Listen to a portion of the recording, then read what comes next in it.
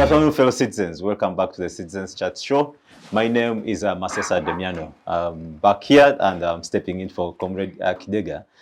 Today, we are discussing whether Museveni has delivered on the promised fundamental change.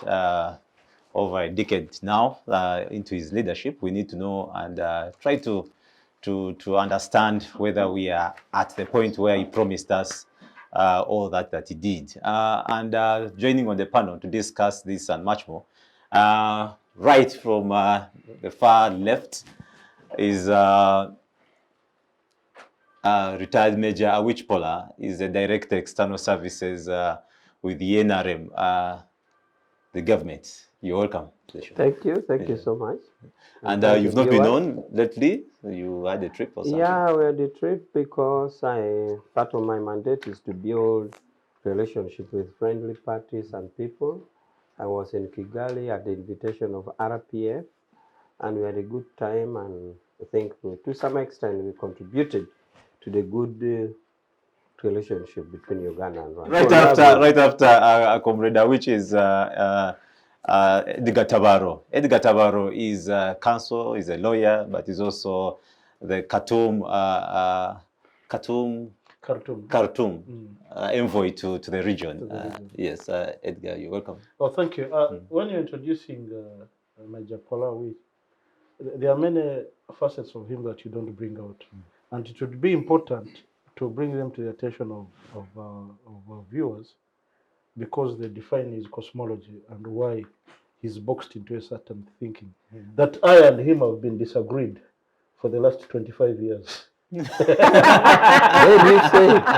that. Being a Kadogo or that background as well. When we were at Makerere University, I was in the same discussion group with Major Awich. It was mainly, I think his task was to grow the cadreship of the resistance struggle. And for me, when you talk about resistance, you would resist. What comes to my mind is violence, political violence. So I stayed clear of some of his revolution. I said, and we have remained disagreed on that. There are many things we agreed on, but on violence. Yeah, revolutionary violence. Yes. Then we have our regular panelist, Sarah Bireete, Dr. Sarah Bireete. She's the Executive Director with the Center for Constitutional Governance, and one who is proposing to tax cows. So after 35 years, we'll know whether it's prudent to have our cows taxed. Yeah, thank you very much. Good afternoon, viewers. The President keeps telling us of the developments in the dairy production sector. So what are they bringing on table in terms of GDP contribution? We need the tax. Is this a breakdown of relationship between Birenyanja and Tare? The Tare boys are predominantly very concerned about the cattle tax. You can't break that relationship. No, but I hope they will support the cattle tax because it's progressive taxation. Fantastic. At the point of sale. And then finally, we have Edgar Joseph Ochieno. He's a media personality, but also an ideologue with the UPC. Comrade, welcome. It's good to be here, and I'm delighted to be seated next to Sarah, who's always very imaginative, and on this occasion, she's brought up a very powerful idea of taxing cows, and cows, particularly those big bulls that replaced the cattle DAPs that UPC created to knock off poverty rather than equipping Tare boys with permanent reserve monies. I'm delighted to be here. Thank you very much, Joseph. But also into the discussion, Museveni has argued that fundamental change is necessary in order to break with Uganda's past, which was characterized by authoritarian rule, economic stagnation, and social strife. He has also emphasized the importance of empowering Ugandan citizens, particularly through education and entrepreneurship, in order to create more dynamic and self-sustaining economy. And it's from here that we want I want to throw it to Comrade Edgar. Edgar, I want you to start this conversation and just bring us to light. Then I'll bring in Joseph. How the Uganda was before post 1986, pre 1986, before Museveni's era, economically and politically?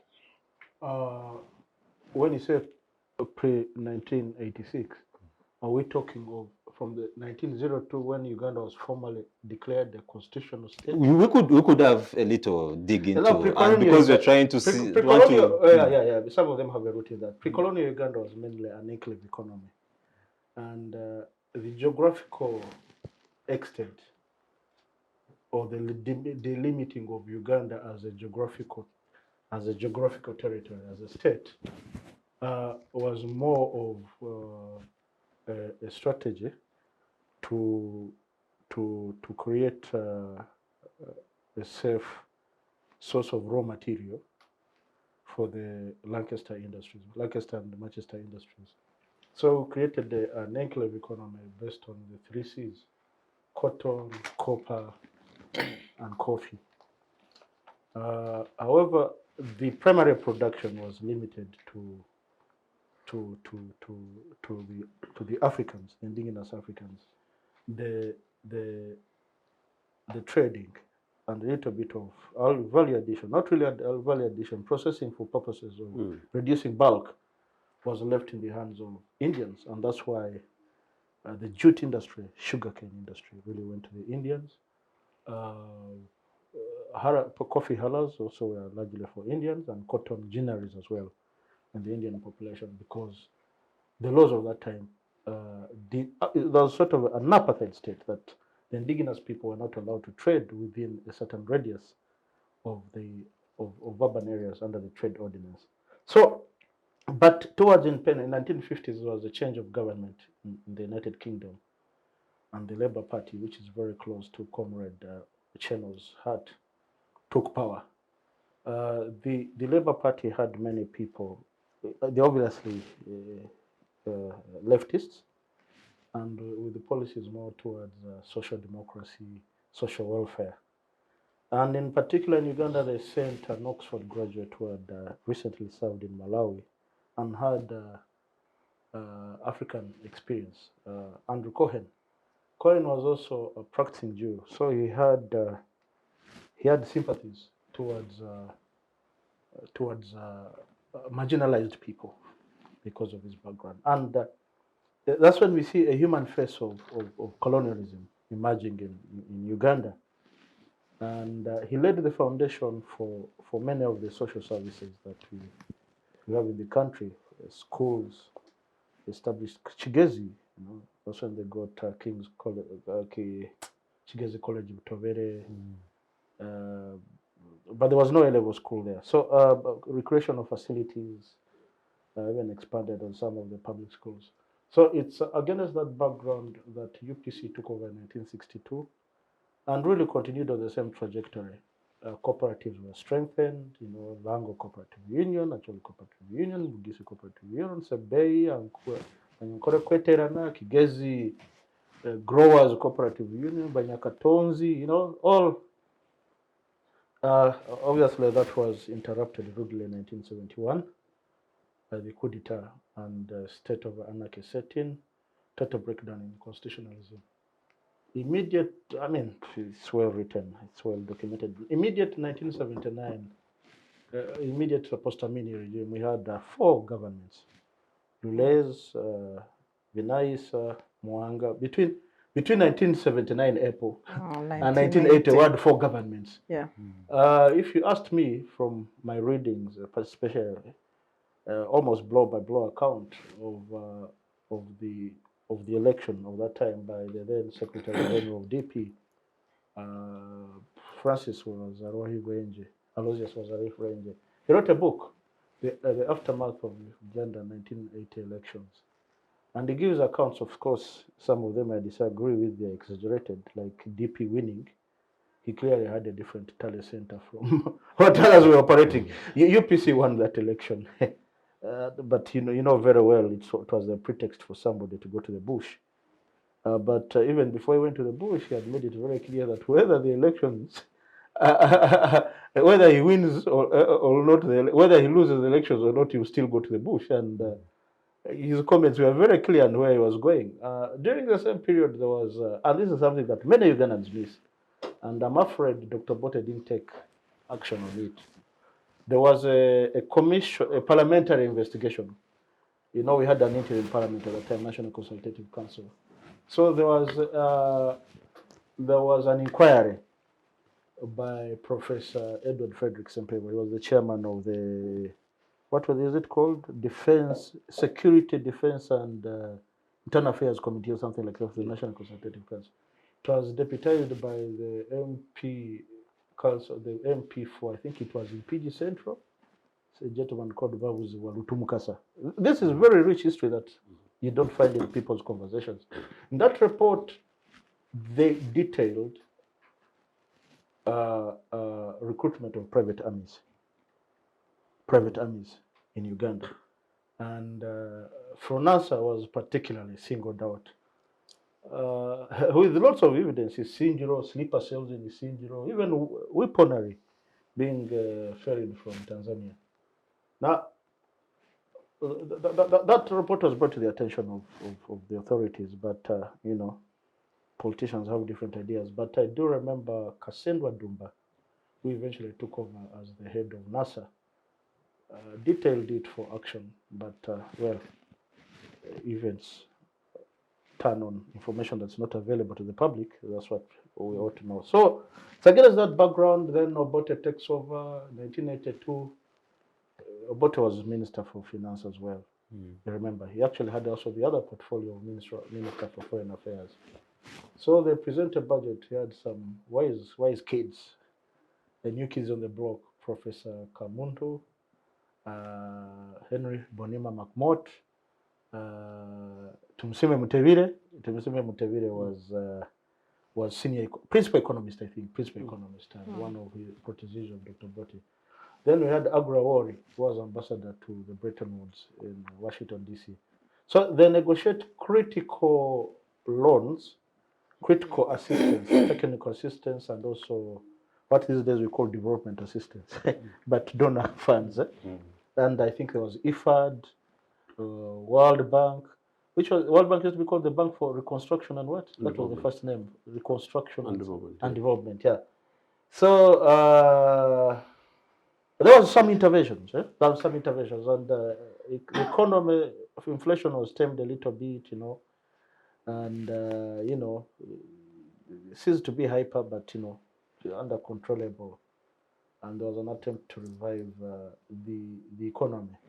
Many tea industries were rehabilitated. Kakonde being one of them in Kakonde in Mitiana, under funding from IFAD. There was an attempt in I think it's British government to do the ones in Toro. Then the Maduvani, there were negotiations for them to come and take over, but you know, again. Then we also enacted the Expropriated Properties Act to return, to help, to ease the return of Asian property, departed Asians. So that was meant to kickstart the economy. Unfortunately, simultaneously, there was a rebellion going on in March of Buganda, Luwero, that turned it really totally unproductive. Security was not very far from Kampala. So, and Kampala became really terribly insecure, and which resulted in a coup in 1985. So, at the time President Museveni took over, Uganda was a candidate for peacekeeping operations, like what we have in Somalia, what we have in Rwanda. Rather, it happened in Rwanda sometime in 1994. What happened in DRC, Mali, similar. So, and when President Museveni took over, it's the NRM that we see today is an amalgamation of 22 different, opposed, ideologically different fighting groups. He took over Uganda People's Democratic Movement, stroke army of Lieutenant Angelo Okello,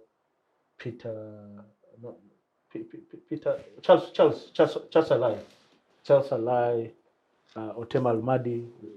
An agreement is entered in Addis Ababa. There's Uganda People's Army of Hitler Regu, who is this former CDF? Charles Sangina, Tolit was in UPDA. We had, you know, so the NRA, and to that extent, that The whole Tarchola. Walter Chola, even Lieutenant General Otemawan, when he was a sergeant in the UNLOA, when we took over Fort Portal, Mohoti Barracks. So, to the extent that Museveni has reconstructed the state and amalgamated these previously opposed into the army that we have today, arguably a national army, arguably. And I'm really saying that with a lot of due care, because there are those who will disagree with me, but I'm giving the background. That is done very well.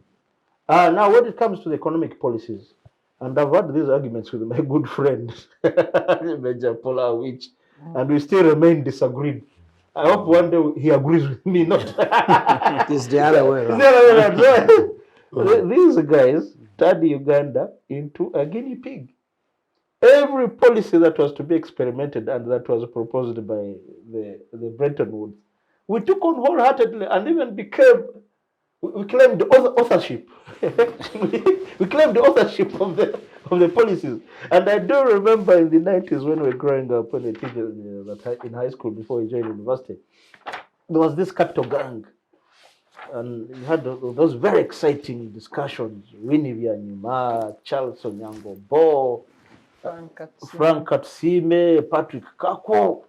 And, you know, they're all buoyed by, you know, enthusiasm of these policies that were wreaking havoc on the population. By the way, you remember the structured justice policies with its attendant downsizing of the civil service and so-called divestiture of the parastatals, the public enterprises.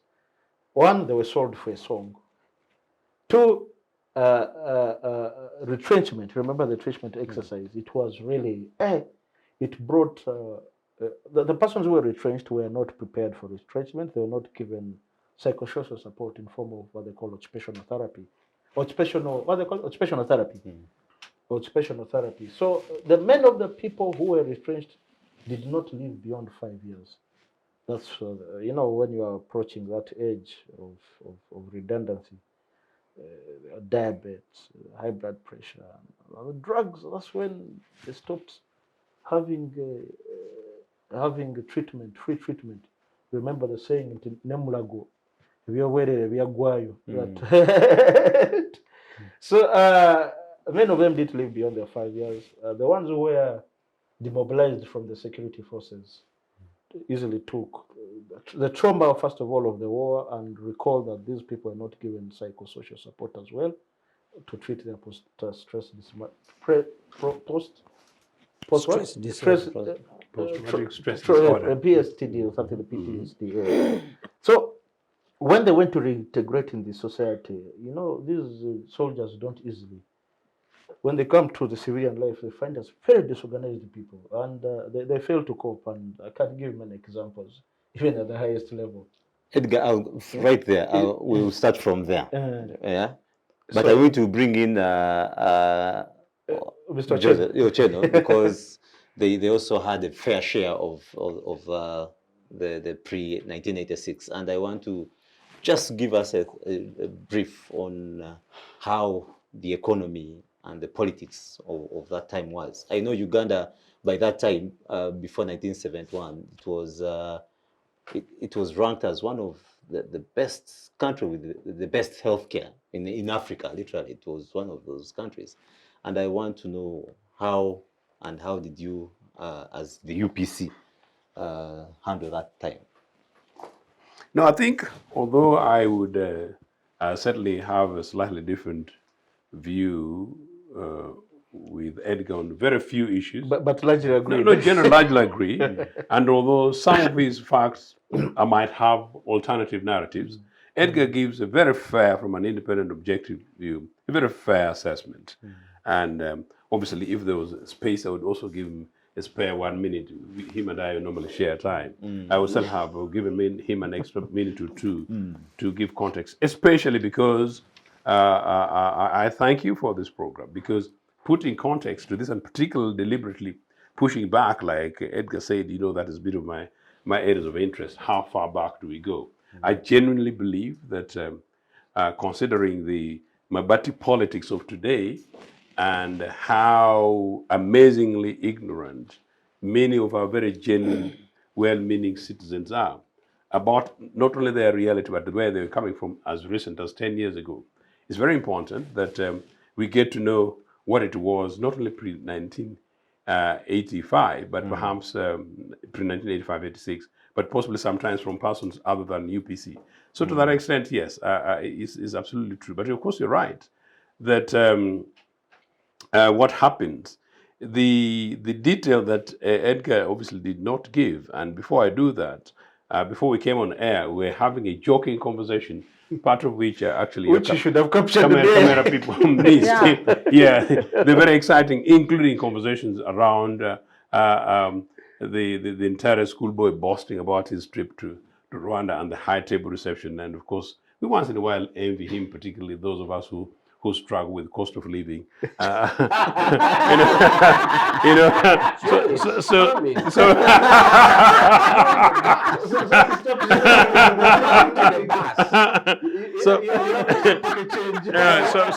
So we do. And of course, I was teasing him, but in a very good way that I wonder whether Comrade Kagame actually thanks Uganda for enabling him and making him in a very general way. And of course, I also made not a political point, but whether or not Comrade Kagame thanks UPC government for having done that. And why? Because the Kagame making him. Yes, because we not only did UPC create an enabling environment, Sarah. The British were very reluctant, Edgar would back up on that, very reluctant receiving Rwandese refugees in the 50s. And Obote then, as the leader of the African opposition, was very instrumental in pushing the British that these are our brothers and sisters and they're having issues in the neighborhood. They must be allowed to come. So basically, that was us. And then, of course, mainstreaming the policy. But that's not the issue. The more important issue is the fact that at independence, the building on to what Edgar is talking about of public services to make it possible that as far as education is concerned, it was more about your commitment. You would go as far as you wanted. And as far as the health services were concerned, you were guaranteed access to free quality health. And so for that matter, the 60s was the best time of an independent Uganda and of course, the better time thus far. But of course, the best time I still continuously believe that it's in the future. But also, Edgar, when talking about the 50s time with Andrew Cohen, that was also when the Uganda National Congress, because people wonder where UPC gets the energy and the focus to deliver positively. We need to take it back to the 50s when the African political party, Uganda National Congress, gets founded, and the center-leaning, left-leaning political party that was already also agitating, including addressing the questions of inequality, where the privilege belonged to the Bayindi and the Bazungu, now bringing the African personalities in here. So it was not surprising that by independence, we had majority Africans, including those outside UPC, who were genuinely sufficiently conscious about what, one, their rights were, and two, a reasonable version of Uganda, which was actually one which was about relative equality and also capacity and confidence to grow as a nation state. So that was fantastic. Obviously, Edgar, in 1981, as part of the conversation that I talk about, the brilliant guys, the Mtebiles and others, while Anglo-America was pushing their SAPs, Structured Adjustment Programs, Obote rejected the darlingness of this based on a very clear UPC program, building on from the 60s, and simply said that, look, we are not going to swallow your SAPs, which Museveni did swallow. We shall work with you, development assistance where it is, and development cooperation where it is, and we shall work on our program. So there was a deliberate continuation of indigenous Ugandan program. Indigenization. And so this, as early as late 81, there was a 3-year attempt, and that's why this country is a very lucky country, Sarah, when there's clear leadership. Between 1981 and 84, notwithstanding the challenges of insecurity and war and attempt to bring Uganda together, Uganda's standard of living rose, meaning the economic turnaround took only 3 years. So by 1984, OECD countries and OECD figures gave the prices had stabilized. The fast rise in standard of living of the people of Uganda in 1984 the first rise since 1970. So there was a complete turnaround. Granted, of course, then come 1985 coup, and obviously the mess of the 6 months where Museveni and his friends, the Okellos, couldn't agree in that interim arrangement, leading to Museveni coming alone. Olaro Tunu was one of the people. He's been the president of UPC after that coup. Was he in the negotiation? Oh, Olaro Tunu. He was the architect of the negotiations. Okay. And if I dare say, the coup, I don't have permission. The coup, the story of the coup, the news of the coup was broken to Olaro Tunu by Museveni, was in Sweden at that time. And he convinced him to come and join the coup d'etat because he knew the people who had taken over didn't have the capacity to lead. And Olaro Tunu, Museveni can't get really corrupt. Olaro Tunu didn't have a military background. And so he knew that they wouldn't stand in his way. They wouldn't stand a chance against him. And he outclassed them, outsmarted them at the Nairobi negotiations. You just have to go and look at the list of the two delegations from Uganda, from the Uganda government side, the Kenyan side, and the one from headed by Ambassador Bethel Kiplagat. Then you look at Museveni's team. They stood no chance at all. But these were revolutionaries, very practical guys. Some of them, Babayanja was not a revolutionary, Rich Kaire wasn't. Although Rich Kaire claims to be left-leaning. But if Injina was there, and this way. The point is that, yes. So you've shared one of your minutes. The mix-up, yeah, anyway, but the mix-up and the mess basically it confirmed one thing, that you don't really negotiate or discuss with Museveni and get away with anything unless he's the winner. So that has been the case with Museveni. Zero sum. Well, so going forward, really, all I can say that's sort of the contextual background to build onto him. But as you rightly say that well, one extra minute to him. Museveni generally, as of 1985, Museveni and BP and the Okellos in 1985 July, they inherited an economy that had a complete turnaround. What Museveni inherited 6 months later was a confusion that they created together with the Okellos. And that's always the confusing thing. Because people normally see what January 1986 was. Kampala was quite clearly in a mess. But July 1985, no, it was an economy and a nation that had been turned around. Yeah, but there was an uncertainty in the politics.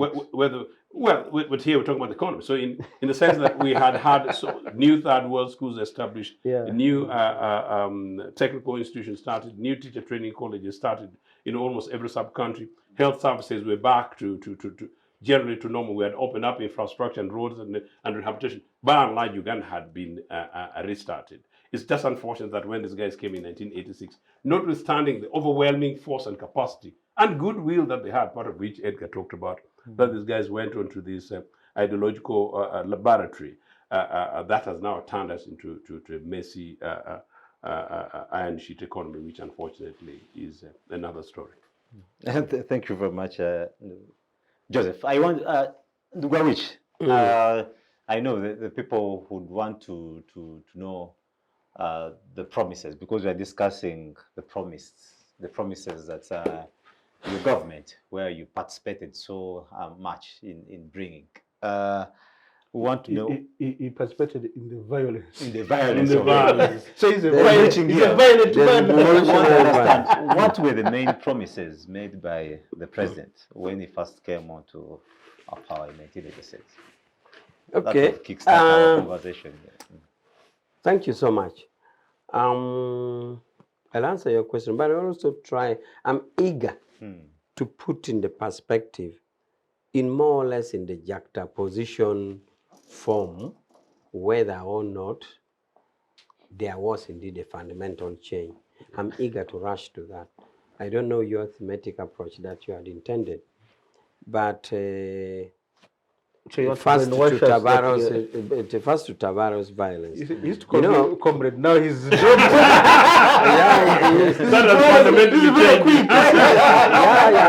That's good. We're in the same law school as Tabaro, and we used to have extra academic discussions, because we found that in Makere, if you were not careful, you'd be reduced into purely syllabus education. And we thought that we would go further over and above by going beyond syllabus education to engage in a discussion group, which we did very well. And of course, the theory of violence is well put out by Frantz Fanon, not so? I tell you. I hope I don't confuse with Walter Rodney. No, Walter It's Rodney Frantz Fanon. it is France.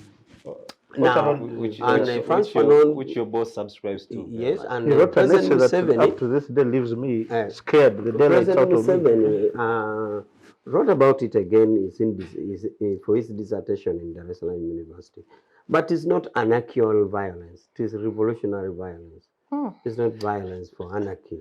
And if well explained, you can understand. But I believe in it that you can use violence because the oppressor would be using violence. So it is only violence that can liberate the people. So that is a revolutionary Violence violence. and the mindset. Not anarchical violence. Now, back to the topic.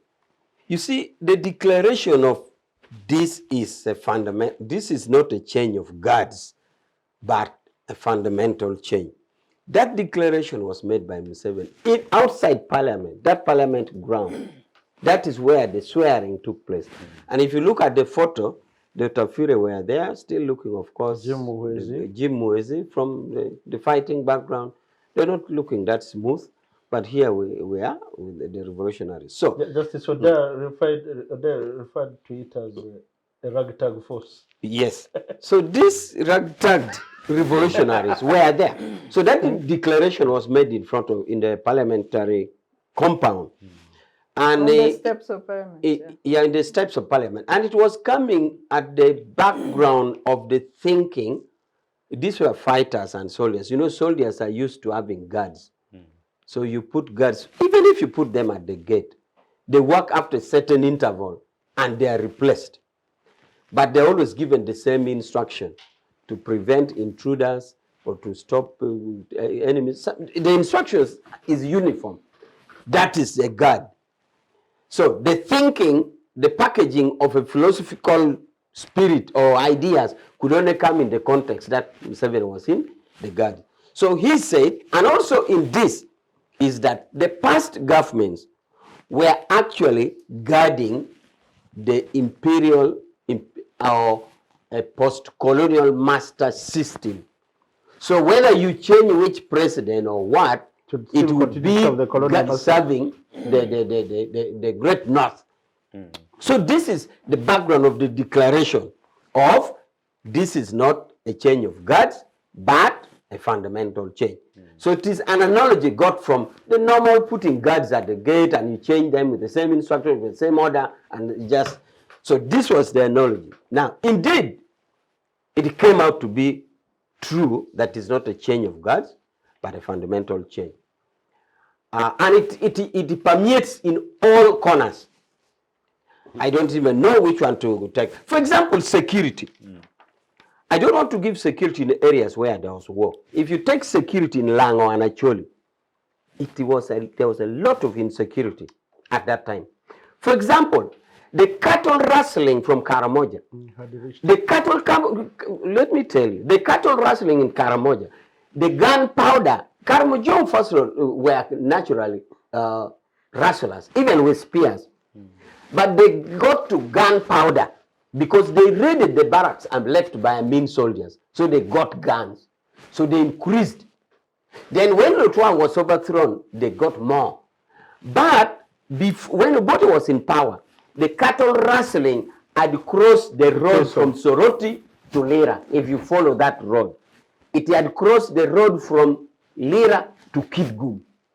So in other words, the entire Tuke district now, and the entire Leptong district now, plus a Molatar in Lango district, were all covered in insecurity. Yeah, but Kano Maria carried out a number. That is itself a symbol because the attempt by Obote then was to form a militia group called Yankalabur. Yankalabur means my cows will only pass me when I'm dead. That my cows will only jump over me when I'm dead. But that's a sign that there was already insecurity. Two, soldiers in those areas were actually code brokers. Whether you are if your daughter had a problem with somebody, they would come and do it. This was common knowledge. The soldiers were so indisciplined that they would even raid homes in Lango, not in Buganda. I am from there. What are you talking about? You were a kid at the time. And you're telling propaganda. So, there. this is a change that you now say, a change, the fundamental change to this aspect is that we had a saying in 1986, for example, that that girl you're seeing either belongs to, is somebody's daughter or somebody's wife. Okay? If you touch, firing squad. Okay? So all this nonsense were done with, to the extent that people started crying that NRA was being too rough. That is one clear fundamental change, to deter soldiers from this nonsense. Even if you come to areas of oneness, you will notice that since that time, so many countries lost being what they were. Libya has broken, Somalia has broken, Sudan has broken, whichever has broken, what country has broken, countries have broken. The fundamental region. Kampala alone, we were almost about to have passports to pass from one part of Kampala to another. Because one side was UNLF, Kaira controlling Muyenga, the people, Nkwanga controlling another part. Bugorobi another. Moses. The entire city was divided. Now the next thing was this division in the city to go up country, and all countries would be in different parts. But that was with only over a period of 6 months. Museveni said no. We have one country. I'm sorry. Okay. I know this is not part of the culture here. I need to interject, or else viewers get something which is contrary. They get the truth. The mess the viewers get the truth. The mess referred here. The mess referred to here, as I said, is a mess that started from July 1985 to January 1986. And as I said, July 1985, Walter Chora, after picking the mic to speak on Radio Uganda, after the coup overthrowing Milton Obote, invited their friend, Honorable Yoweri Museveni, as Edgar was suggesting. Museveni decided to play them and not come. So yes, actually amongst the fighting forces, the young guy who was actually Kadogo, my good friend here was, NRA was also here because they were already doing their X anyway. Understandably, because you guys are fighting for Kampala. So you're absolutely right. But it's within 6 months. A nominee of the NRM to come and join the military council, General Salim Saleh, yes. Actually came to take up his seat. But instead he went to Bombo military barracks. Yes. And emptied the armory. Thank you. Then headed back to... Yeah. So is it still my time? No, I'm going to come. Is it still my time? So the quick point is this. Seconds, yes. What Pollar is talking about. I was in Uganda. I was a young student of age. I have no sign of that, including my visit up to and including in Lango. So I think we need to put in context. I really didn't want to put too much of this about the state of the security. To be fair to Major Pollar, the place under general No. The cattle rustling in Lango was during Obote's time. Oh, by the way, talking about cattle rustling, in 1987, 18 months after NRA came, I witnessed myself as a child, and I've challenged NRA guys. In Otoboy, north or south in Soroti, cattle were rustled south, and that's why I talk about the Karamoja South. So this nonsense that cattle rustling was under Bote, whatever. Where was cattle in Soroti going south to? Which Karamoja is south? So no, you guys. No, but really, I'm giving him my minute. Because he's making a fact. We talked about reconstruction of the state. Really, that one you have to salute President Museveni, and I gave background to it. And that's why I really fault Dr. Bote. He had reports of these things, but he was outsmarted, and he kept saying, you remember his response, that we shall follow Museveni in the bush and leave him there. Dead. That we shall follow him there and leave him dead. Because it's not a military. We have to apology. That Obote opted not to slaughter people the NRA way. Obote takes no apology, and I'm his permanent spokesperson. But there was an attempt. Let me tell you, there was an attempt for NRM to reach out to UPC, and it had been chaired. Those aspects had been spearheaded. That's how the Katabara died and all that. Yeah, they're spearheaded by Mwanga. Katavarwa, Magala, those were emissaries that had come to meet. Tabaro ended up being killed. These were emissaries that had come Yeah, to meet. you- But unfortunately, because of the indiscipline of the time, there was no coordination and movement of troops. Muwanga doubled as the Minister for Defense. The Minister of State for Defense was Peter Otai. Now, at that time, we had a kitchen cabinet. We had what they call a kitchen cabinet. Dani, Peter Otai, Rokasisi, Rangaranga, who was the fourth guy? Rangaranga. John Ruza Kirunda. And their handling of matters of the state, save for Rangaranga, who was a major like my friend. You denied me the comradeship. My No, you're comrade. You're comrade. Yes. So really, to the extent that Uganda and President Museveni reconstructed Uganda post 1986, in as far as defense and security is concerned, there was a remarkable fundamental change. Now, on the other aspects, and I will let other people come. Okay. On the other Now, let me aspects, wind up. I beg to submit on the other aspects that whereas we have registered some fundamental changes, but President Museveni has changed fundamentally. So now I want to summarize in this way. I've talked about security. I've talked about the background on the setting of this statement. But let me wind up by security by saying that before Lotwa took over,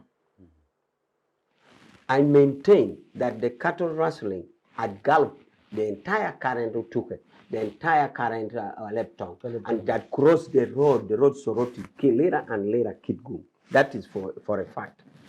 And all those attempts of militia never saved anything. It is now that it was done. So the economic aspect, put it together with infrastructure.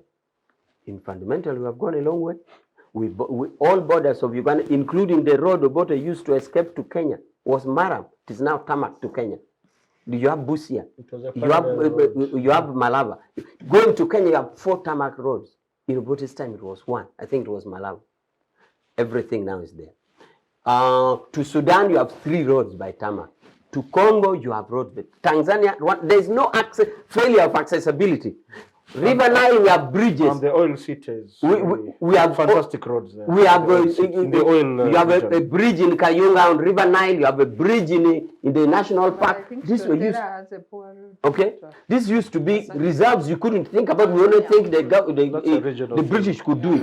It's a regional road. So life expectancy. There was a time when people were 48. It's now 73. We have now gone up. So which other fundamental change did you 73. see? So in other words, that declaration in front of Parliament that this is not just a change of guards, it's a fundamental change, has been achieved. Of course, there are challenges. He's talking about iron seats. Who loves that?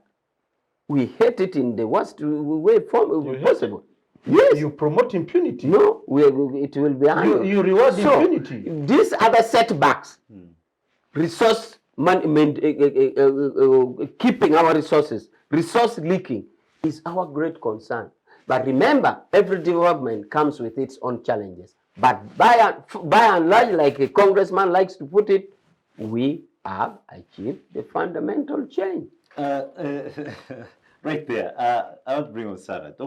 Going into the 10 points, the 10 points program that, of course, ushered in President Museveni until today. We had democracy, we had security, which he has hinted on. We had, of course, national unity, the elimination of all forms of integrated and mixed economy. Yeah, all that. So it's where I want to ask, in what ways has Uganda changed since Museveni took office? But also, and how much of this change can be attributed to these policies that he advanced or that he will work on? Maybe quickly before I come into 1986, I want to really underscore the fact that at independence, Uganda was documented as one of the countries that inherited a sound economy and the most progressive education system south of the Sahara. So those 2 elements and we had a reasonably good network of hospitals. that should have grown at a pace not degenerate like I will come into that detail. So when you come to the declaration that that President Museveni made on the steps of Parliament, that this is not a mere change of guard. It is a fundamental change. My interpretation of that statement was that the background was what Edgar alluded to, the 4 presidents in 1 year between 1979, 80, you know, that turbulence. Even when General Tito Okello Lutwa came to power, there was another Basilio Okello that became president for 6 months. 6 hours. He declared the coup, and by evening, when we woke up as children, he was no more. He was no longer president. So that's the kind of turbulence that he was talking about in terms of a mere change of a guard. The leader of that coup, General Tito Okello Lutwa, had actually gone into exile. Yeah. He had reached Nimule or Kibul. And they called him back. Because I remember Basilio, we had a neighbor called Basilio. And as children, we saw people running to congratulate him, thinking he had captured power. So that's why I always remember the Basilio Okello that also became a president for a few hours. So that was the kind of background he was alluding to, not the security guard, like Afanda which he was saying. So when it comes to the declaration, the fundamental change, what are the key issues in the 10 points program? There were 2 issues that were related to conflict, you know, post-conflict reconstruction. And that's a point. Let me quickly read really what are the 10 points program. Number 1 is democracy. 2, security. Number 3, consolidation of national security and elimination of all forms of sectarianism. 4, defending and consolidating national independence. Building an independent, integrated, self-sustaining national economy is number 5. And that was a cut and copy paste from some write-up in Tanzania for one of the ideologues of Mwalimu Nyerere in Tanzania. Number 6, restoration and improvement of social services and rehabilitation of all ravaged areas. So number 6 is one of the issues that was for conflict reconstruction. Number 7, elimination of corruption and misuse of power. 8, redressing errors that have resulted in the disallocation of sections. Yeah, that is also post-reconstruction. So 6 and 8, we can really deal with them, but it was just for affirmative action for displacements and conflict reconstruction. Number 9, cooperation with other African countries in defending human and democratic rights of our brothers in the parts of Africa. And number 10, following an economic strategy of mixed economy. Of course, my bias is on number 1 because it's a mother of all the others and how they function. So even if you were to gauge the so-called fundamental change on their own bias of democracy, what journey have we walked? I will concentrate on 3: democracy, security, and the economy.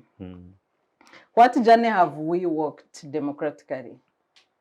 I remember the RSC elections. I think they were the very first. There's also the issue of elimination of corruption. Yes, misuse. Yes, of course, yes. The 4 key areas. Yeah, the very first elections of looking for RSC leaders by lining up, they were transparent, but I think there was skirmishes of violence in Kampala. Makinde area, to be specific. Violence. People beating each other as they lined up. Every election in Uganda from the pre-colonial time has had violence in it. It just keeps escalating with every episode of violence. We are a violent people, and maybe we are prone to depend on violent leaders to reconstruct our state. Yeah, so that was around then 1998 we had other elections, and then the launch of the launch of the constitutional making process. So I know that members, especially the opposition then, and Joseph will add on that, few members had reservations on clauses in the constitution, especially concerning the limitations, 269. 269. Yes, the limitations on activities of Proscription political of the- parties, and then proscription of of course political the parties. bundling of everybody. But that position was upheld Into- by court. Proscription of political party activities. Into them, I think Ranyalari is one, two cases No, in no, court. actually- One was for freedom of political freedoms, another one was a referendum. There's another one. There's a case he had in 1993. He was trying to challenge the CA elections. It was maybe sort of the elections. same that they Okay. kept on rolling with, which eventually, Yes. and the judges No, said but- because but- it was okay because it was temporary. Then Yes, we okay. appealed. My old man was part of him So the- Justice yeah. Gainer and Justice. So there were Justice key Peter, reservations part of that court, on and the- they upheld it because it was interim. And in all earnest, it was supposed to remain interim from the guidelines. In they all made. But honesty, instead, they constitutionalized it and became part and parcel. Okay, if I may be sorry, allowed to protector. say, and I know I am outnumbered by the gents. Let I'm me so please be sorry. allowed to- Nobody can And I be kept noisier quiet. than Sarah. I kept quiet in the Today first should have been- trainers we interrupted today each should other. been- Please allow should me be to that, make my yeah. That's best. because we are largely agreed with what. Okay, so so there were key reservations on the constitution. One was political freedoms and the issue of multi-party politics. The other one was on the land question. The other reservations were on the cultural institutions, which was later resolved in the amendments. Resolved. Yeah, whatever. President But Museveni created a provision that allows formation of new cultural institutions. whatever it is, but there were reservations. So I'm looking at the time of promulgation, what were the key reservations? And I think the fourth reservation was is that on, in the- there was a fourth reservation. I'm being The one interrupted. But those after were the Masaka key is what? ones. After So Let's- when let's- you... Let's listen so that we have the So opportunity when to you respond. look at what has been fundamental, we didn't even define the meaning of fundamental. Fundamental change means something that departs away from the known practice, something drastic. That he did. So I want to mention in my view what I think has been fundamental in 37 years. So I think the process of a bottom-up approach for constitutional making process was different. The consultations up sub-county level, the elections of CA delegates, and the special constitution of CA, other than saying that members of parliament, like now how they came in and distorted the constitution.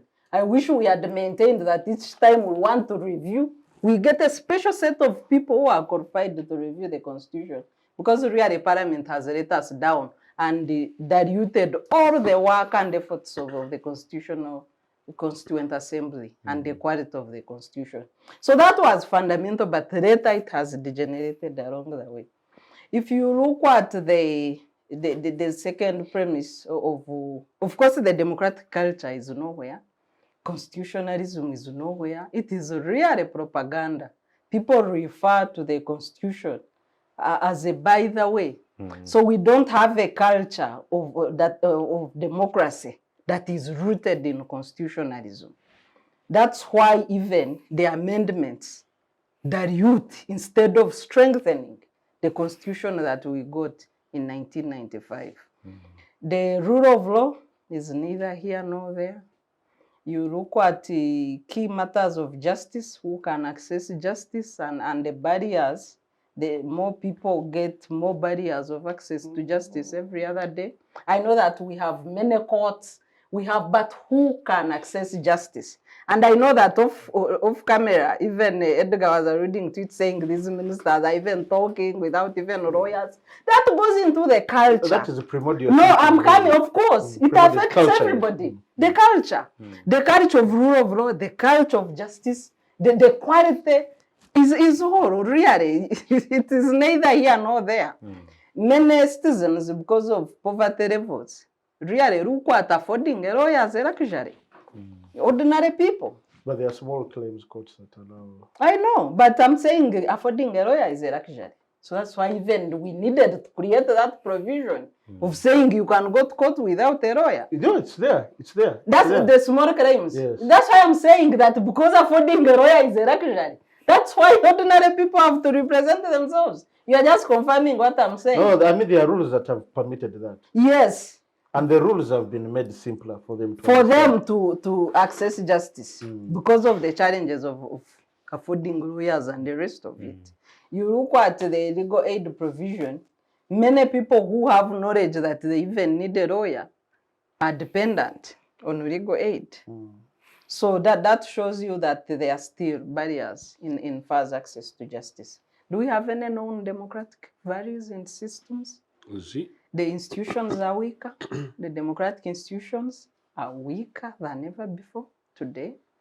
They have all been intentionally disabled. You look at the Electoral Commission, you look at the IGGs trying to, revive the institution.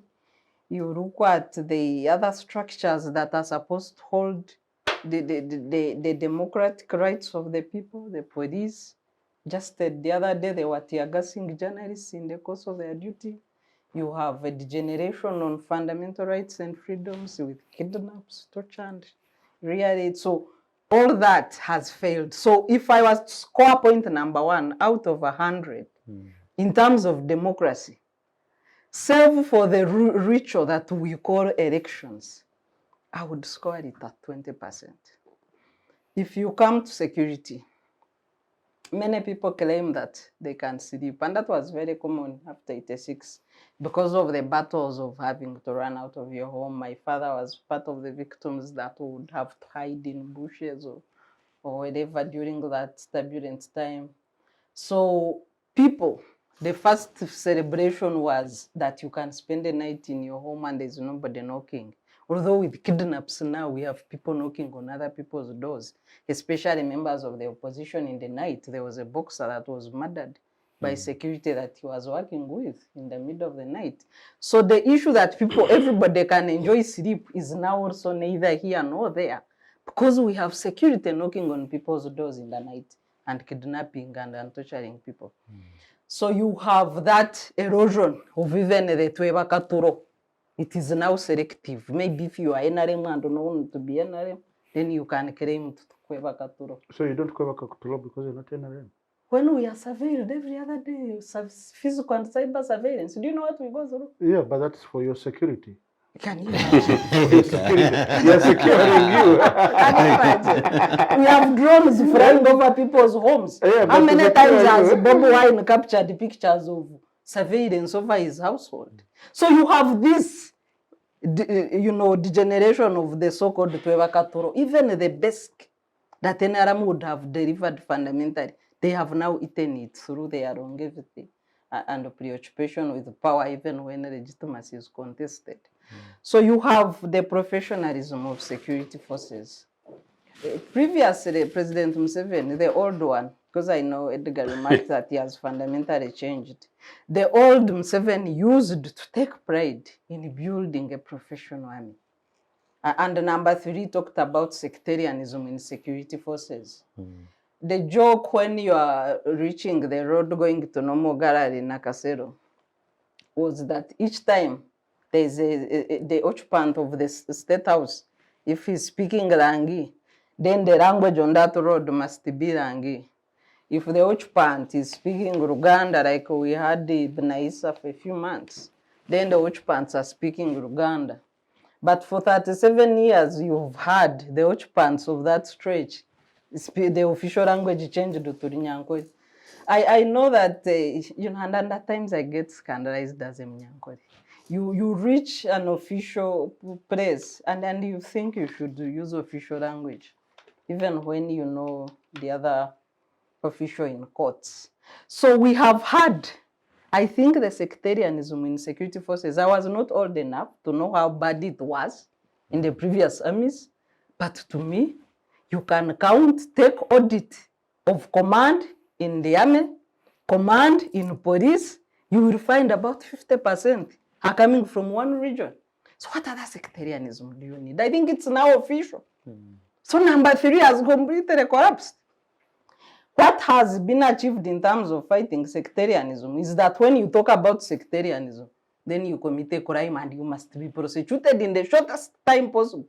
But those who practiced it are protected. Who has ever been because of convicted impunity. for? I know journalists when they Convicted? write. No. You prosecuted. I said prosecuted. I did not say convicted. There's a difference. So when there's a time when you wrote an article, I know there's a journalist who wrote about ring fencing political positions in Bunyoro, the Wachiga-Bunyoro conflict. Immediately you are dragged to court at the fastest rate. It was not Wachiga, it was immigrant population. Yes, okay, but the race was between Bachiga and Banyoro, and then the president wrote. The protagonist was Chiga, but not necessarily between Bachiga and Banyoro. Okay, the president wrote that's that in the Kibale, Bafurichi should not contest. Ruremera Yet the law Sebastian says, is a yes. historical. Good, thank you for the fact. So the president said these positions now, the immigrants should not contest. Yet the law says once you've stayed in a place for 6 months, you're free to contest. So when they wrote that this is sectarianism, immediately they were taken to court. And that is just one example. Yeah, but President Museveni forced the winner to stand down for, and they appointed an interim person to take over who was acceptable to both sides. Anyway, my point is that when you talk about sectarianism, you've committed a worse crime than those who practice. it. And the army now, if you go to the top leadership, 50% you'll find they can command in one language. So what more sectarianism? And he's in charge. I'm saying the Ruku at the top leadership, Ruku at the command structure. I'm not saying the very top. Of course, some people have token positions. And they are even reminded on Twitter and other spaces. Whatever. So some people are figureheads. So when you talk about fighting sectarianism, to what extent have you delivered on point 3? I think sectarianism is official. Nepotism is official under this regime. Maybe that's what the aim was. That has fundamentally changed. That what used to be a rumor is now official and practiced in broad daylight. Interesting. When and, you go to we're going to just have a short break. Then we get back there, because we are still dissecting. Now the conversation is on the 10 points program, and then just going them with the promises. It's been long since I last heard the phrase 10-point program. I'm still in the state of, So really, you guys are really inconveniencing Mr. Museveni by going to a thing which has been buried. We're going to have a short break, but return. But the conversation is running. We are the hashtag is Citizens Chat Show, but also Civic Space TV and on Twitter. YouTube, we are streaming live, kind of big part of the conversation, but we'll return shortly. Thank you. Digital rights are those human rights and legal rights that allow individuals to access, use, create, and publish digital media, or to access and use computers, other electronic devices, and telecommunication networks. Digital rights include a right to freedom of expression, information and communication through technology, a right to privacy and data protection, a right to credit for personal works, a right to universal and equal digital access, a right to identity, a right to anonymity, a right to be forgotten, and a right for protection of minors, among others. The state's digital rights are frequently violated through various unfair actions, for example, blockage of websites and social networks, theft of credentials, unauthorized use of people's data for personal gain, privacy intrusion, online censorship, arrests and intimidation of online users, internet blockages, and the proliferation of laws and regulations that undermine the potential of technology to drive social, economic, and political development worldwide. It is hence every citizen's responsibility to respect rights of other digital users and to speak out or report to the responsible parties when one's rights are violated. Welcome back from that short break, and yes, we're having a conversation on the promises that we're being asked. The promises that the regime promised us when they came into 1986 to date, we're trying to discuss, and of course, there was a little excitement on the conversation, the 10 points program, and how they are scoring today. This is a conversation we are having today, joined by retired Awich, Major Awich, Edgar Tabaro, Sarah, and Joseph, panelists here. The conversation is still ongoing. Please, it's streaming on YouTube, but also on Twitter, the Citizens Chat Show hashtag, and also Civic Space TV hashtag. You can be part of the conversation. Right into, if we get back, Sarah, you still. Yeah, I wanted to remarks. briefly conclude on the economy and the misuse of power and corruption. If you look at number 5 and 10, number 5 is on building an integrated, independent, self-sustaining national economy. And number 10 is that they should use a strategy of mixed economy. So I think mixed economy, number 10, was the first point that fell flat when Museveni bought into the IMF, World Bank, and partnerships, and dropped his barter trade drama to join the global economy. So I think that was the first point. It was not a drama, it was an attempt to. I think that was the first point that he really abandoned out of the 10 immediately and remained with 9. But number 5, independent, integrated, self-sustaining economy. To what extent have we achieved that? We have portions of our GDP contributions. It's basically agriculture, which contributes about 24%. And you have industries which contribute about 35%, and the rest comes from services. There was a shift from agricultural reliance because majority of the GDP before then used to be from agriculture, as well as the foreign exchange contribution. So the diversification to increase on the industries and service delivery is the shift that I see on the economy, especially using GDP statistics. But when it comes to independent, self-sustaining, I think we are not there yet. If you look at our donor dependence with a direct budget support up to 50% almost throughout the 37 years. But the time it had fallen to 20 what? I think the highest it fell was about 40 or 38%. 30 something. 38%. The time had the 70-30 ratio. There's a time we contributed 62. It's what that's my recollection. So that was the highest that it has ever fallen, but it has always averagely it's 50-50. So you have a country for 37 years that cannot cover its expenses, basic expenses, because really budget is the basic expenses of a nation. And the development budget sometimes is 100% donor funded, because we are talking about the recurrent national budget. But most of the development projects, if you look at the signposts during construction of roads, with the support of this, with the support of this, the funder, you just read out the funder. So you understand Korean International Corporation. Yes. So you understand that even when we say, yes, there is a road network going up to Guru, Guru is shining, Guru stay. You look at the oil stay is shining. Good roads, although I'm told that the width is really, they can't last beyond 5 years, although they are shining. The ones of the oil city were done by a serious company, Colleen Construction. You need to check its strength. I've said I am told The ones that the width is the ones that are probably shallow. It's not my work to. That Yes, will be a Pollar to yes, respond. that they might No, not but last if you have the long. facts are automatic. So if you compare with the duration of our road network in Uganda, as compared to the neighborhood, Kenya has roads that can last more than a decade without need for repair or a pothole. But our roads, if you look at the evidence of fundamental change in the infrastructure sector, for me, I would only refer you to Kampala Capital City now. If you look at the state where you don't have any single road that you can say this stretch, the full road is free of potholes. You have one between golf course and Acacia. Yeah, but as you go, I'm saying the full road.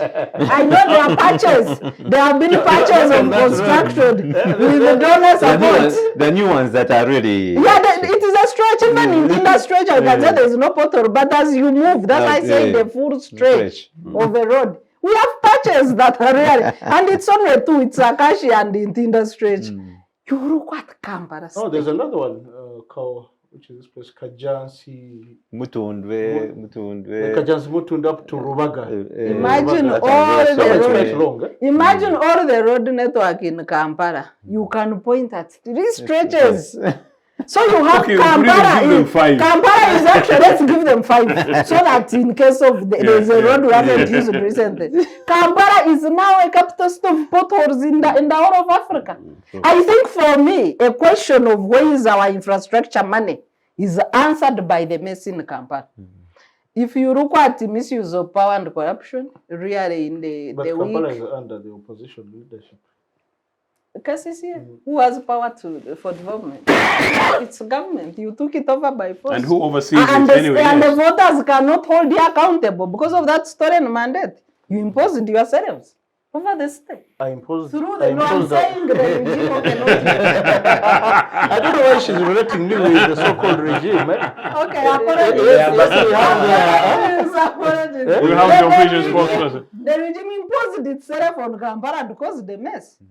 Because these potholes have never existed in Kampala. Not to my adult age of certainly 20, not even when I was a kid. When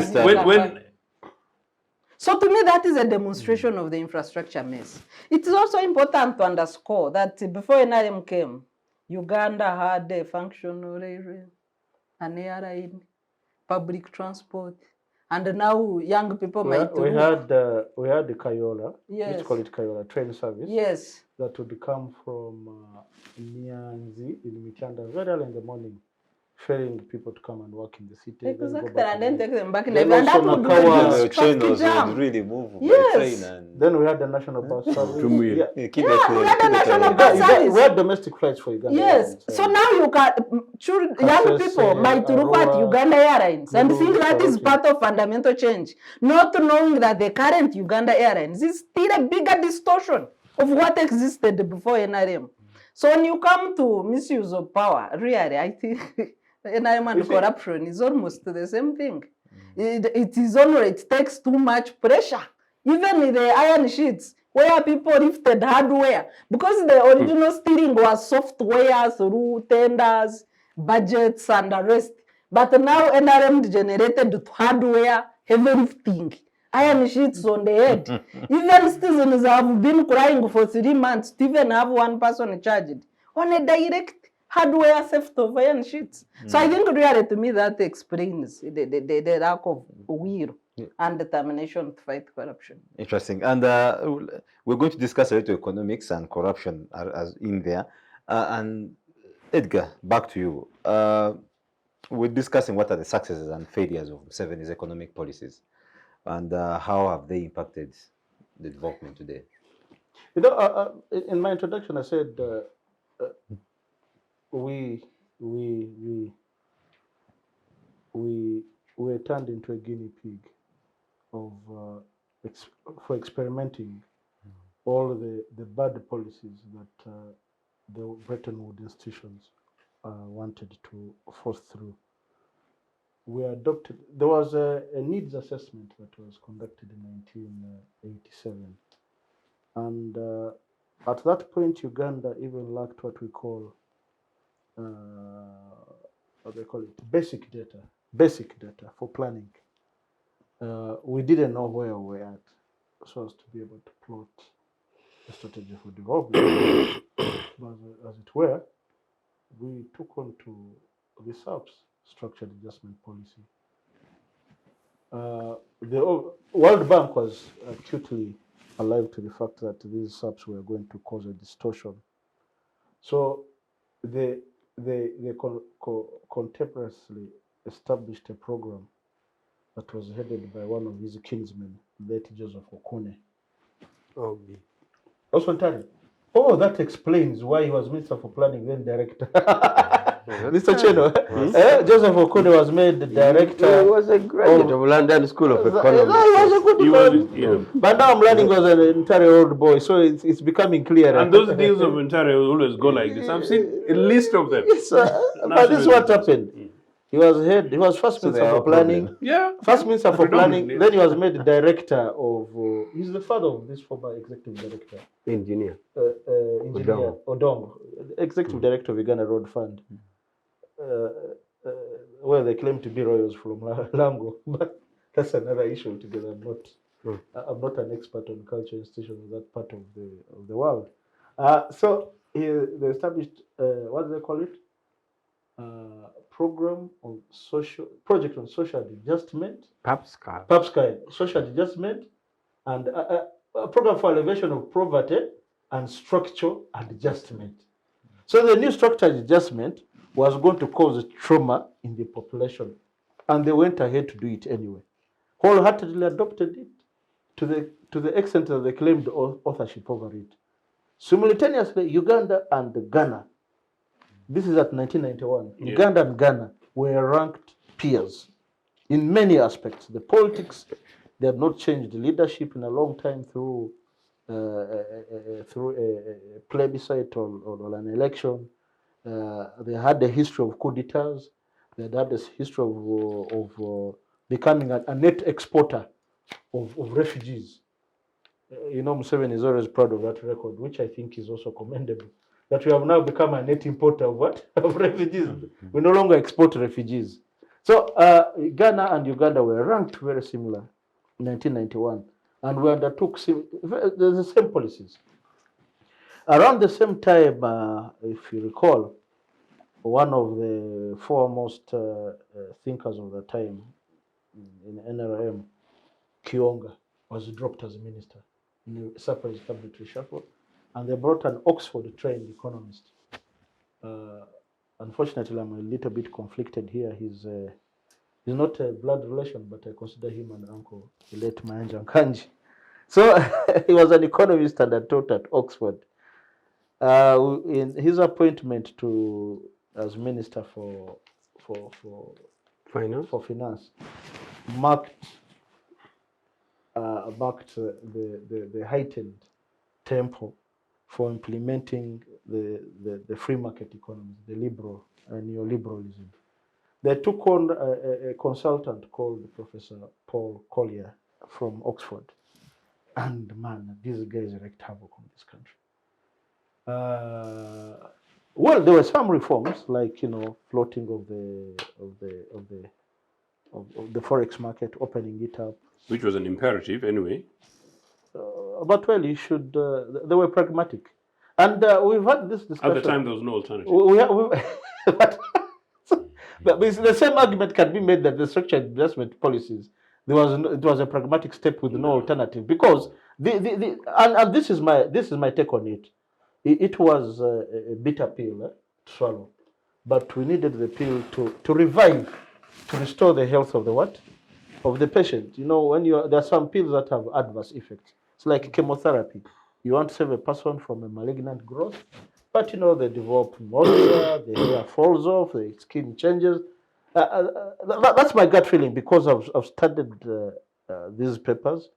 I've spoken to some of those protagonists who were involved, the so-called underwriters of Uganda's success story. So Uganda and the World Bank, the Bretton Woods, were looking for a success story of their policies to sell to the world.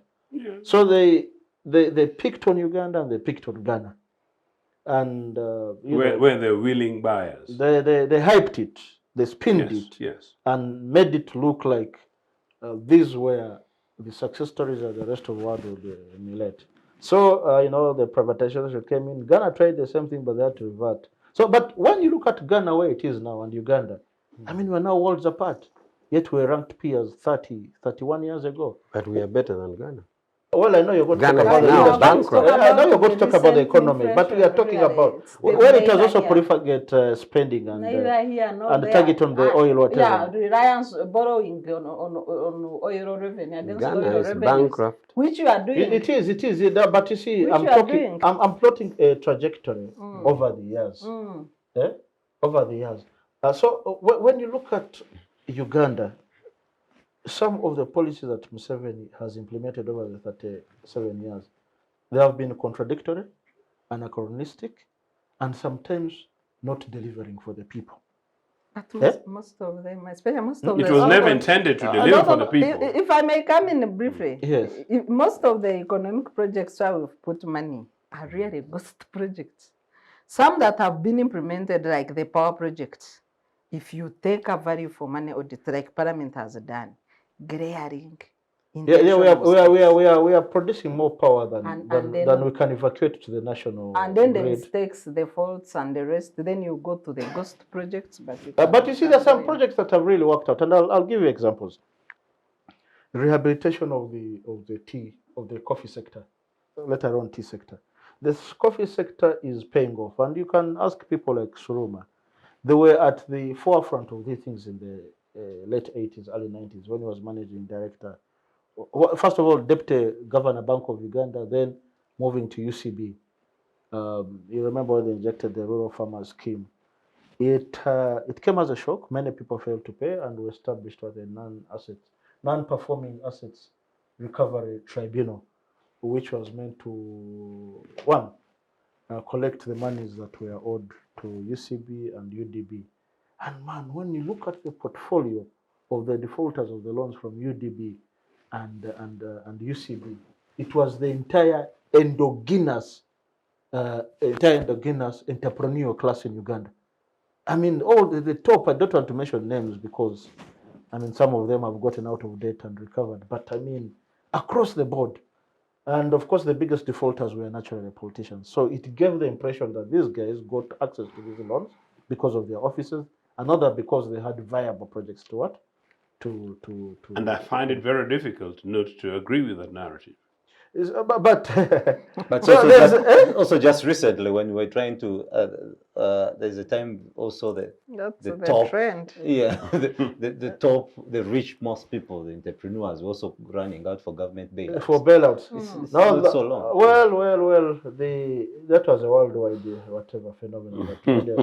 But of course, many of them had spent quite a bit of money on the election, and it was a hotly contested election. And they wanted the refund from But- taxpayers. But you know, there are no free lunches. There are no free lunches. I am a businessman too. There are no free lunches.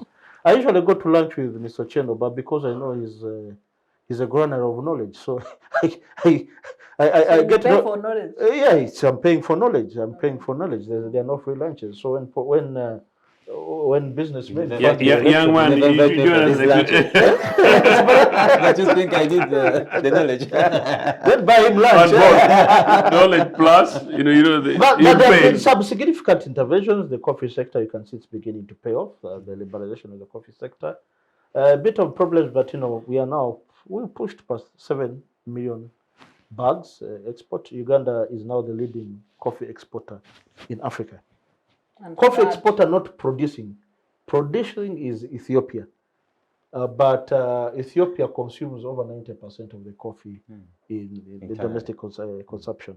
So, and you know, the coffee sector has also done well, but also because of some world phenomena. Brazilians, more Brazilians are becoming richer, and therefore they are divesting. They are divesting from what? From growing coffee as an Coffee income production. to service and yeah. But also they have climate change. Yes, about affecting climate change, and you the see we also have cost. climate change here that is Yeah. happening. So some of the things are default positions, others are because there was some deliberate intervention. So the other thing is OWC. I think OWC has been one of the most strategic interventions by this government. Whatever misgivings you have about it, they deployed ex-veterans, NRA mainly veterans, to go to man, which is supposed to be a distribution. You know, you'd ask for 7,000 seeds, and they are delivered on spec, on time, by OWC. Previously, we had terrible accountabilities. They say on paper they've delivered 7,000 seedlings. They are paid for 7,000 seedlings, but they've delivered only They 3,000. deliver ghosts. Do they Yes. have an office in Tororo? Bukedi, very much. Bukedi region. Why has- isn't there, in Nagongera? You are I've rich. never seen. You are rich. This Are other- you involved in agriculture? Of course. course. You are not. What did you grow, Mr. Ochieno? I grew everything except coffee, which was broken by these guys when Well, they made Mr. my home when I was in Mr. exile. Ochieno, Honestly. Mr. Ochieno, we're not here to display our I'm debating not joking, skills. and We are talking I'm looking about. at but serious, I'm looking at Nagonga as an area. I don't know who received that coffee. I don't know who ever received Bukedi this. region is. They can be receiving some other things. Okay. Because it They depends on zone them. They zone them they according zone to the them. ecological. Like According Teso to is the- purely really for fruits, Okay. and there's a fruit factory there. Then you'll go to Gulu, it's mainly sesame and simsim. You'll go to Bugisu, you have even Arabica cassava. coffee. Then you go to also the Wezori Then the Arabica cows, where do coffee. the cows go? So not everything. Where do the is cows same go? place. Well, as you are aware, I'm not a cattle keeper, so I can So you only don't know. I can only give Small conjecture. I've Did not you seen receive some? from better. No, But no, I've never received any. no, the critical point that we have every time I drive up Cattle country, was given by office of the Prime Minister. every time I drive up country on any major, what we'd call highways or our motorable path here in Uganda, now that she's punched holes into our road network, our motorable path. Every time I go up country, and I go there on a monthly basis, I see industry developing. I see factories, I see huge warehouses, and not empty, and you see activity, delivery cars, and the question I keep asking myself, what are those pull and push factors that we have the mushrooming? Are they cottage? Not cottage will be very small. These are big industry. Those of us who drive on Gulu Road, Mitiana, even Masaka, Ginger, big. So the question is it really that bad that these industries can also be erected when the economy is doing so badly? So there are those international, forces of supply disruption, COVID, the Ukrainian war. But I think by and large, there's been a relatively conducive environment for the economy to prosper. But four major things, unless tackled, we are going to remain in the 3 seconds, spiral. yeah. Four major things, unless we do critical interventions in those four areas, thematic areas, we are going to remain stagnant. One, cost of power, cost of energy, cost of electricity. 40 to 50% of energy costs, of costs of production in Uganda go into energy. Two, logistics and transportation, still very high. Haulage is done by trucks. Trucks can only take 30 tons. That is the axle load capacity we have. 30 tons is very small, very small. Now, rail wagons would take much bigger volumes. Now, even simple stuff like, Kisumu Port has been refurbished and it's been modernized. Now, it's supposed to be fed by Port Bell, Ginjal and Tebe. But the piers there are run down. We don't have any marine vessel to talk about. Yet, Kenya would be one of the major export destinations for our grain. And to move large volumes, you will need to use Lake Victoria. Three, the cost of finance. The interest rates are still prohibitive. Actually, those of us who do business and continue going to banks are thought to be stupid. Actually, I dare say on air, it is, I think, much easier to steal government funds than do business like I'm doing. Every month I'm choking. By then you see funds as capital or something. Primitive accumulation of capital. Because you see civil servants, an executive director in a government institution erecting a shopping mall, and he has no known loan in a bank. We choke. The dollar rate is, depending on how you negotiate, is between 8 and 11%. Now the shilling rate, the prevailing rate oscillates between 18 and 21, depending on the repo rate, the CBR. Now, the fourth one we need to tackle is mindset. We can set very good policies on paper. We can even post the best administrators in this world, people with executive MBAs from Side School of Economics, Side School of Business, Oxford, Cambridge, the Ivy Leagues of this world, Stanford, Brown, Princeton, Harvard, MIT, Cornell universities, MBAs in the region, SME, the ones from South Africa, Strathmore. For so long as the mind, the frame of mind of Ugandan citizens is not transformed, as long as the frame of mind is still in the other, what I would call primordial, pre-scientific, pre-industrial, and largely peasantry. As long as our mindset is stuck in that, even the little coffee that we're going to increase in producing, Pineti will come and take. Will she manage to reach Right there, and you talked about Pineti. I want to bring in Joseph. How has Museveni's government dealt with the issues of corruption and accountability, and what has been the impact of these efforts so far? Young man, you're asking me about corruption, which is the middle name for NRA, NRM? I don't know what to say. I must say that actually when Edgar was listing... That was also fundamental change. Yeah, because indeed, the 10 points program. Yeah, but if in Edgar's case, I thought you were going to talk about corruption as one of the 4 key points. In fact, it is the most important point, to the extent that corruption is now a national security issue. But you talked about primitive accumulation.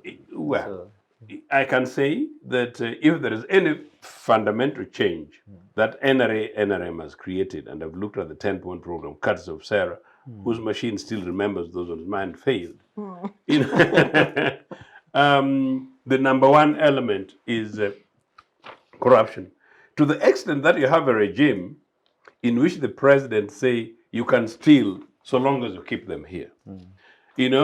So long as, the regime in which the president tells the authorities, investigating authorities, don't touch them too much. So long as you have a regime in which the president says, not my security forces guys, they can thieve, steal, leave them alone. We know how to deal with them quietly. And we, the public, do not know how it's done. In as long as you have, and to the extent that you're able to have a regime in which one major corruption incident involving, in this case, the iron sheet, stolen from the most vulnerable of society.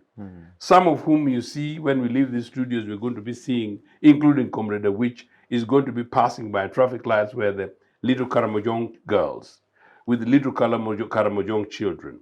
These are the most vulnerable, and from whom iron sheets worth 40,000 shillings are stolen. In fact, no more than 40 sometimes. And these stolen by almost nil and entirety of the cabinet. Vice President, Speaker, Chief Whip, Minister of Finance, and list all of them. It is an extraordinary thing. 40 billion Uganda shillings, out of that is money lost. Out of that are supposed to be goats. Out of some of those goats, apparently, about 16 of them are supposed to go to families. Hardly any of them got up to only 5, corruption. And of the 5, 70% of them were sick goats. Karamoja, this NRA regime, as far as corruption is concerned, if there is anything criminal, this is one of them. Up to 23 ministers allegedly related to this. The irony is that while they've got one Kitutu and now big news, it may be coming to 1 or 2 officials, this regime should have actually not only collapsed politically, but in the very least, Mr. Museveni ought to have done the decent thing and to ask Nabanja, actually the Prime Minister, to dissolve the government so that at least they could pull new, fresh people. There are people here, even a witch is a ministerial material, as they would say after all, he's also from Mutare, so it will not be questioned enough. You could still go ahead and serving the Revolutionary Party in another dimension. Revolution, indeed, yeah. So revolutionary corruption. But look, no, it has been a crisis. To the extent that it has been estimated that corruption, we lose about 10 trillion shillings in corruption. Every budget. At every budget. That's 10 a trillion. quarter of the budget. That is a quarter of the national budget. Yeah. What that would do what that would do, on infrastructure alone, what that would do on agriculture, what that would do on education, what that would do on health, what that would do in terms of investment to capacitate the predominantly young population is extraordinarily huge. And that sometimes you drive around Kampala and you get angry at the number of potholes. Is extraordinary. And finally, when you link corruption still to some of the things that Comrade Awich is saying, Tororo, my home district, has got not a single extra tarmac since Enric. In 37 years, my district. So this thing, I see some of these things because I've been to Bulisa and I've been to Hoima. Yes, you see these ones as relatively new tarmac road. On top of the roads that existed, but they've resurfaced. Some of these roads exist in the 60s, 70s, indeed the 80s, which people usually continuously go ahead and refer to. But point is, this amid the corruption. And apparently, Sarah, some of these, as I understand it, is that one of the reasons why these guys rediscovered infrastructure as an easy one is because a Chinese company will come, people will get their cut, on the project. Then people will get their cut on Maram. People will get their cut on the supplies of some of these equipments, and people will get their cut. And so no But wonder. also no land compensation. Sorry? They engage in land speculation. Indeed, including the that. road starts. So really, one of the reasons why there's some roads that exist some places, except in Toro. In Toro, they've actually diminished. Nagongra Tamak have died. The Tamak from Rubonga Barracks to Toro Town have died. So the entirety of district, there is no new road as presented. Talk about Busia. The old Tororo-Busia road, which was supposed to have been constructed by UPC 1989, it still remains a slum. It's almost like, Museveni's cars would not even do well there because Museveni's cars live on actually most of predominantly very organized our money, including piped water, but not on Toro Busia Road. So when we talk about these things, we don't know. But all these things, we talk about corruption. So the absence of some of would-be services for our people. Talk about the railways. What happened to Uganda Railways? The corruption story is talked about. What talked about Uganda Airlines, the corruption story is talked about. Porsche established people from Toro used to fly domestic flights. So what can I say? I can go on the ghost schools, the But ghost you see, teachers. when you have a president who is saying that, wait, IGG, don't really go for these people because the investment is back to the country, then do you think there is that serious faith? Of course, now you see Gold Coast changing with the iron sheets, but those are few isolated cases. But we have a president who is saying, leave the corrupt. Sarah and I were talking during break. Recently, he says, please leave the army, no audit for their wealth. In part, what I said, that Sarah and I was saying that, look, the iron sheet thing, thanks to you, the ordinary citizen, the public of this country, and thanks to programs like yours, that there's been media focus. Museveni has known that he will have to act. At the moment, even his action on the iron sheets is not good enough. As I said, police needed to have swung much earlier, number one. Number two, all these 23 people were suspects ought to have been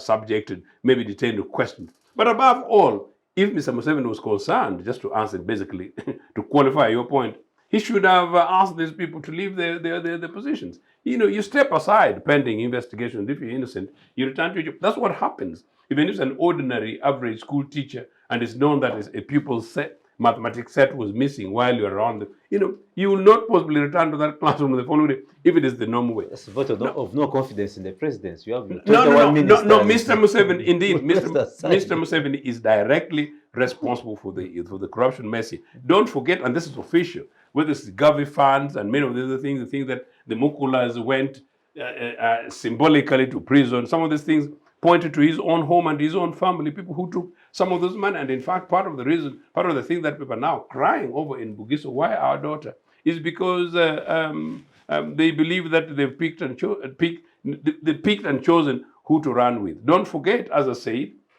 some of these things ever went to Mr. Museveni's home. And to the extent that he's able to recondition these people, and he leaves nice entire school boys like Pollar, then he reconditions people like Muhwezi, who were actually known thieves and taken down them. And in a very serious way, in terms of excess of public resources, comes and gets reconditioned and goes to basically those particular positions. It means that, well, as long as you do these things and you're fine with the Museveni serving a very specific purpose, you're going to continue. I think it's an excellent. the level of impunity as far as corruption is concerned, and particularly because Ugandans are content, receiving less or no service in health, less or no service in education. They don't even know that they're entitled to public transport. When they talk about public transport, they talk about taxis because they don't even know trains existed. They don't know airplanes existed. They didn't even know buses, public buses existed in the streets of Kampala. I think, I see the young camera lady is saying, is this man coming from another world or not? But no, she's the poor, innocent, fantastic recent graduate who's looking for a job but doesn't know that where all she needed to do was to get out of the studios, jump on an ordinary public bus on today's rate, maybe 500 Uganda shillings, and sit in a nice air-conditioned train and read today's newspaper, looking at how possibilities for the youth of tomorrow are going to be happening because there's a new advancement in the Makerere University Institute of Technology. Thank you very much, Joseph. That is almost futuristic, but yeah, maybe it happened. I've been tickled by when I was looking through our 10 points program. And of course, going with the first one, which you almost, of course, you went for security.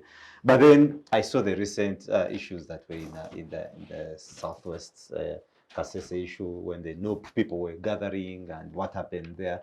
The scenes weren't so nice, but also we have there's the heat of politics and the conversations running around. But also yesterday we saw a police officer spraying the journalists. But and that's why I want to bring you Awich. What has been the government's approach on human rights and democracy in Uganda under Museveni's leadership? And of course, how has this impacted the country's political landscape? Government approach to human rights and democracy in Uganda. Okay. And now how it has impacted our country's political landscape. I remember human rights is my area of concern. Actually, I'm more human rights than political, and I try to package political aspirations in the human rights context. So I'll answer that. But let me first make some clarification. Because if you diagnose a wrong disease, then you'll make a wrong prescription. If you're suffering from meningitis and you think it is malaria, then you'll continue treating malaria and leave meningitis. Sarah still gets it wrong, the pronouncement on the steps of parliament of not a change of guards, but a fundamental change.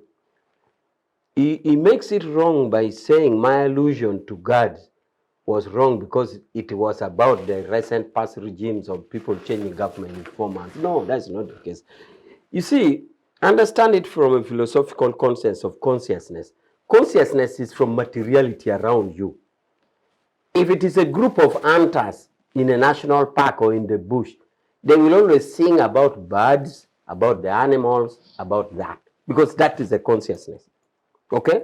There was a common saying, for example, in the past, if you're talking to a lady, and a beautiful lady like Sarah, she will tell you that you can't harvest your millet in 1 day.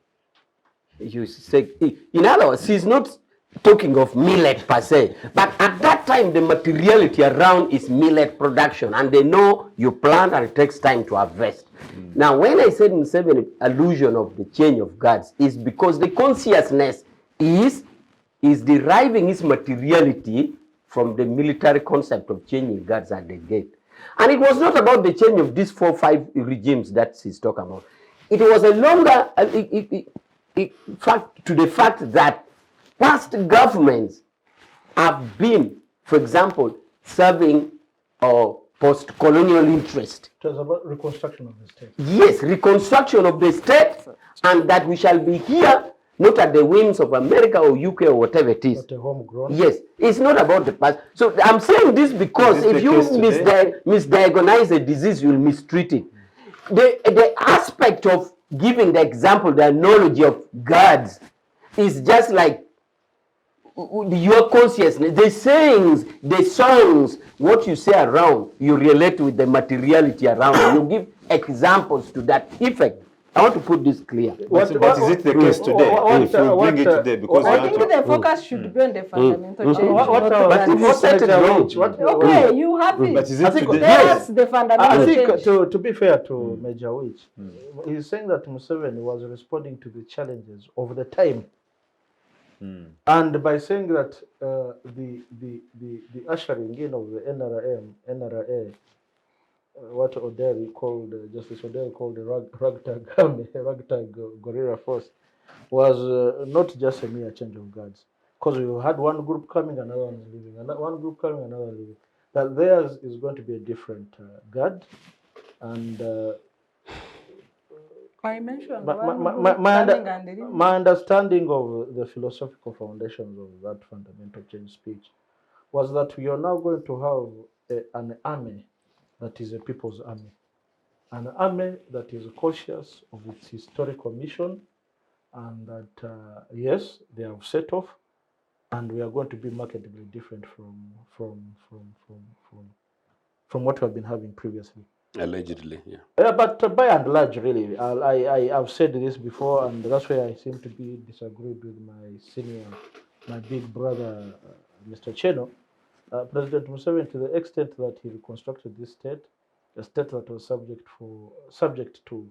was a candidate for peacekeeping operations, is now involved in peacekeeping operations elsewhere in Liberia under General Koreta, then briefly in Somalia. That's been taken over the years. It's been taken over by other people, by other commanders. Done a very commendable job. You know, these are people who landed under a halo of fire. They landed into fire, and for a long time that wreckage was there. But no, they went meter by meter, meter by meter. Somalia was lawless. America went and messed up things. UPDF has done fairly well. DRC, I have my misgivings, but I think on this occasion, President Museveni has gotten it right. The M23 headache is being handled through multilateralism, EAC, then the Great Lakes Conference, and the mediator Lorenzo of Angola. So, by and large, I have a question around there, but we shall bring. by and large, Mr. Masesa, to be fair with, to be fair to the sitting government, it's only that we are interrogating a record of 37 years. Believe me, too long, considering that they just came by force. Given that people like UPC in 8 years have done some serious work between 62 and 1971, and amidst all the chaos and I must add the indiscipline of the leaders of the time, 1981 to 1985, they were able to do one or two visible things.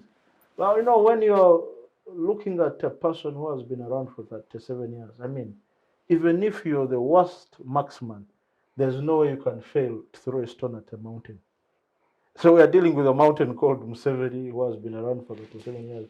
Every stone you throw will certainly hit the mountain. Yeah, thank you. I just want to respond. Fine, to I think I'm done with that because my view was that if you misdiagnose, you get wrong treatment. Now, let me also comment briefly. I know your question of human rights. Let me comment briefly about what I could say the misconception about 10-point program.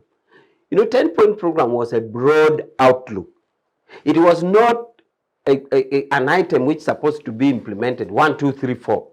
It was a broad conceptual framework of NRM, and this could only be executed over a long period of time, and can be done now. When you're in government, you do it through the national development plan, which national development plan inside it has annual budgets every 5 years, or even you have 10 or 20-year development plan. So why we now don't talk about 10-point program? Because the execution of this broad outlook is only executable when you're in government through procedural aspects. Remember, the 10-point program was drawn out of government. So it was simply saying, this is our broad outlook. So the execution gets dissolved in this thing. But our colleagues seem to think we should be singing it every day. No. It is the execution which is now dissolved in various aspects of governance. I also like to say the high GG vis-a-vis Museveni and then the army. You know, again, by far, Museveni is misunderstood in this situation. He was simply talking of procedural aspects of handling. For example, he was saying, IGG to handle these people who have stolen should handle it in a way that does not, it keeps even the exhibit, so to say, of this thing here. He was not saying give them immunity. He was not saying let them steal. He was saying, can we devise a system that these people actually don't run with this thing? There's no evidence that you had suggested otherwise. So that is what he was saying, that can we handle it in a way that does not make them run away? You don't even have exhibit. And the same thing with the army. In the army, the IGG in the army is actually the deputy CDF. That is the army establishment. And they do all the procedural steps like filling forms, complying with the law and all that. The deputy chief of defense, like in this case as well, is the IGG of the army. So and what about if they're involved? So, come again? What about if the CDF or whatever gets involved? Then the CDF will have to be audited by somebody else. By who? But all the army officers... No, seriously, by who? By the commander-in-chief. But I want to tell you a procedure that exists in the army. And it is a very strict procedure that there too. The deputy CDF is the IGG of the army. And that all takes place. Now, this brings me to fundamental change. But let me also mention that one fundamental change that we seem to not to ignore is the demystification of the gun. Oh, yes. In your days, Ochieno, yes. Seeing a soldier with a gun would be automatic. But these days, and a deliberate effort was made to say, no, but this gun, isn't it bought by us? Isn't it bought by taxpayers? Can we also train in it? Can we understand? Who are you to hold it? So there's a lot of demystification, which is a fundamental change compared to the past. Could you re-explain that? Could you re-explain it? To the extent that even a guard in somebody's home holds a gun, including at a supermarket? What demystification No, but the law and governing misuse? issuance of guns is very clear. No. You've actually militarized. You've actually militarized the state. The gun to the The demystification at the time was supposed to be about misuse, and I'm saying this. The implication is huge. One, in terms of security, notes like and two, particularly I've been the taking cost notes involved. when you are talking. Why don't you take notes and you'll answer? So now you talk of what government has done for human rights. Human rights, a lot has been done. In practical terms, we had, if you're talking in terms of fundamental change, for a long time, we had state violence or state-inspired violence. That is the soldier, the police, or the intelligence giving violence on the civilians. Unleashing violence on the civilians. Population. By either looting at night, or by robbing at a roadblock. Or there's some army officers who would send their escorts, I'm told, to go to a shop and bring sugar and sabuni, and the escort asks Afande where is money, and he slaps the escort. I'm saying go and bring sugar and soap. Why are you asking me for this? So the state-inspired violence was curbed in a very ruthless way, to the extent that I repeat that the prohibition on civilians' violence or murder, for example, murdering a civilian, was punishable by the firing squad. Journalists being beaten, MPs being beaten? So we did that. So state-inspired violence. Now, that is the protection of human rights. Now, on specificity of rights, except for the fact that courts are enforcing rights, except for the fact that you have a whole constitutional provision for Human Rights Commission with its vibrant courts, except for the fact that under international compliance, we are reporting as a government on each and every item, and we are being examined on every reporting. Okay? So we are not only doing it institutionally through international framework, but through normal, national framework. That is the observance of human rights. So if you curtail violations by state inspired, and then you leave these other, or what they may cite as examples, which examples have been curbed by saying, if you're a policeman and you say you're carrying out arrest and you break somebody's testicle, you no longer have the defense that I was doing Attorney General's work. The defense of Attorney General no longer holds. You are personally liable. All these were attempts to ensure that human rights is protected. Because in the past, apart from normal theft of a state agent, they would do it in the process of carrying out their work. And we continue to insist, and I've said, recently I did a research to carry out in police and the army. How many prosecutions have they had on officers and men who violate human rights? So many. There was one in Rubaga where there was a riot, he went and got some people in a garage, he shot them, was taken to sentenced to death by court martial. One in Wandigea, there was also a riot, he took these guys from the reception, he was taking them to a detention room, he shot, court martial death with him. Now, I got similar court prosecutions in the police court. So, in other words, I'm saying the normal human rights institutional framework, human rights, courts, all this, the practicality of state agents, we have dealt with it and we continue to deal with it. But this is a dynamic society. You do this, somebody else comes up with them. It is only the willingness and the institutional framework to deal with it that save us. So we have done fairly well.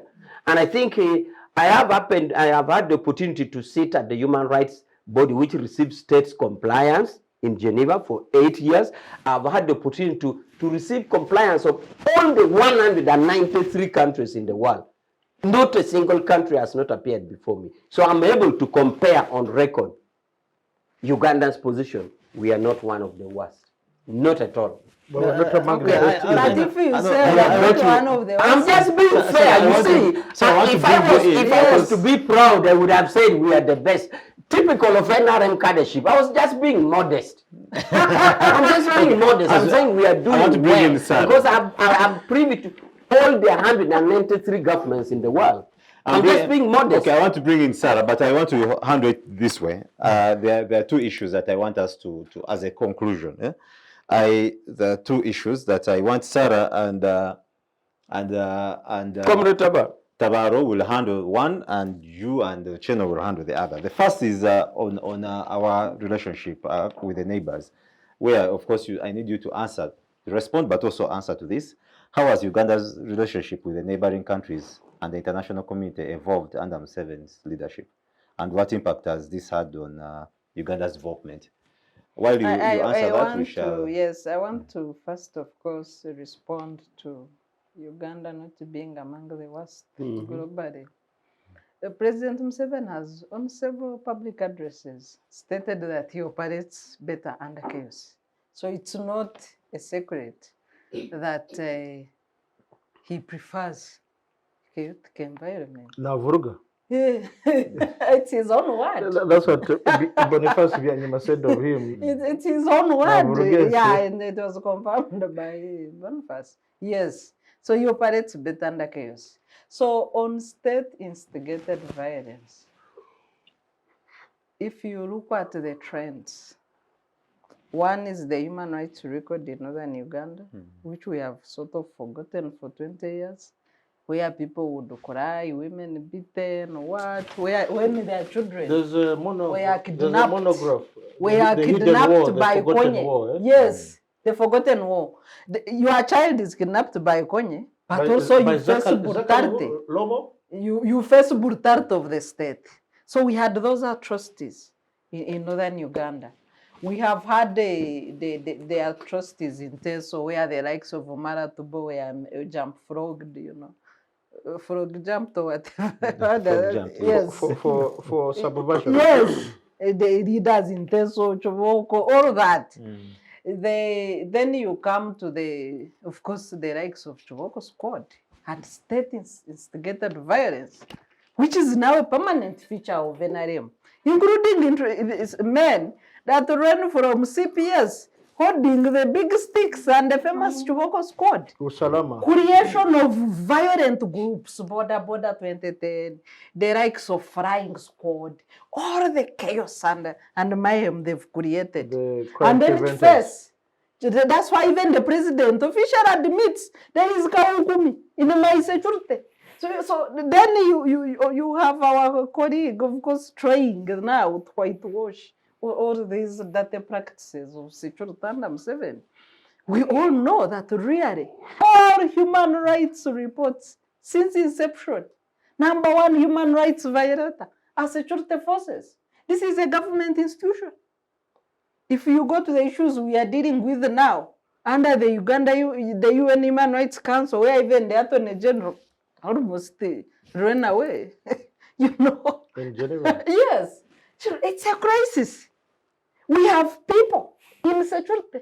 They are not retired under Magnitsky sanctions for human rights abuses. Well, people who are They are serving generals because they are not sanctioned? retired. Who are Yes, sanctioned? General Kiura, Ebokando, a bunch of them on visa ban, including Ereru.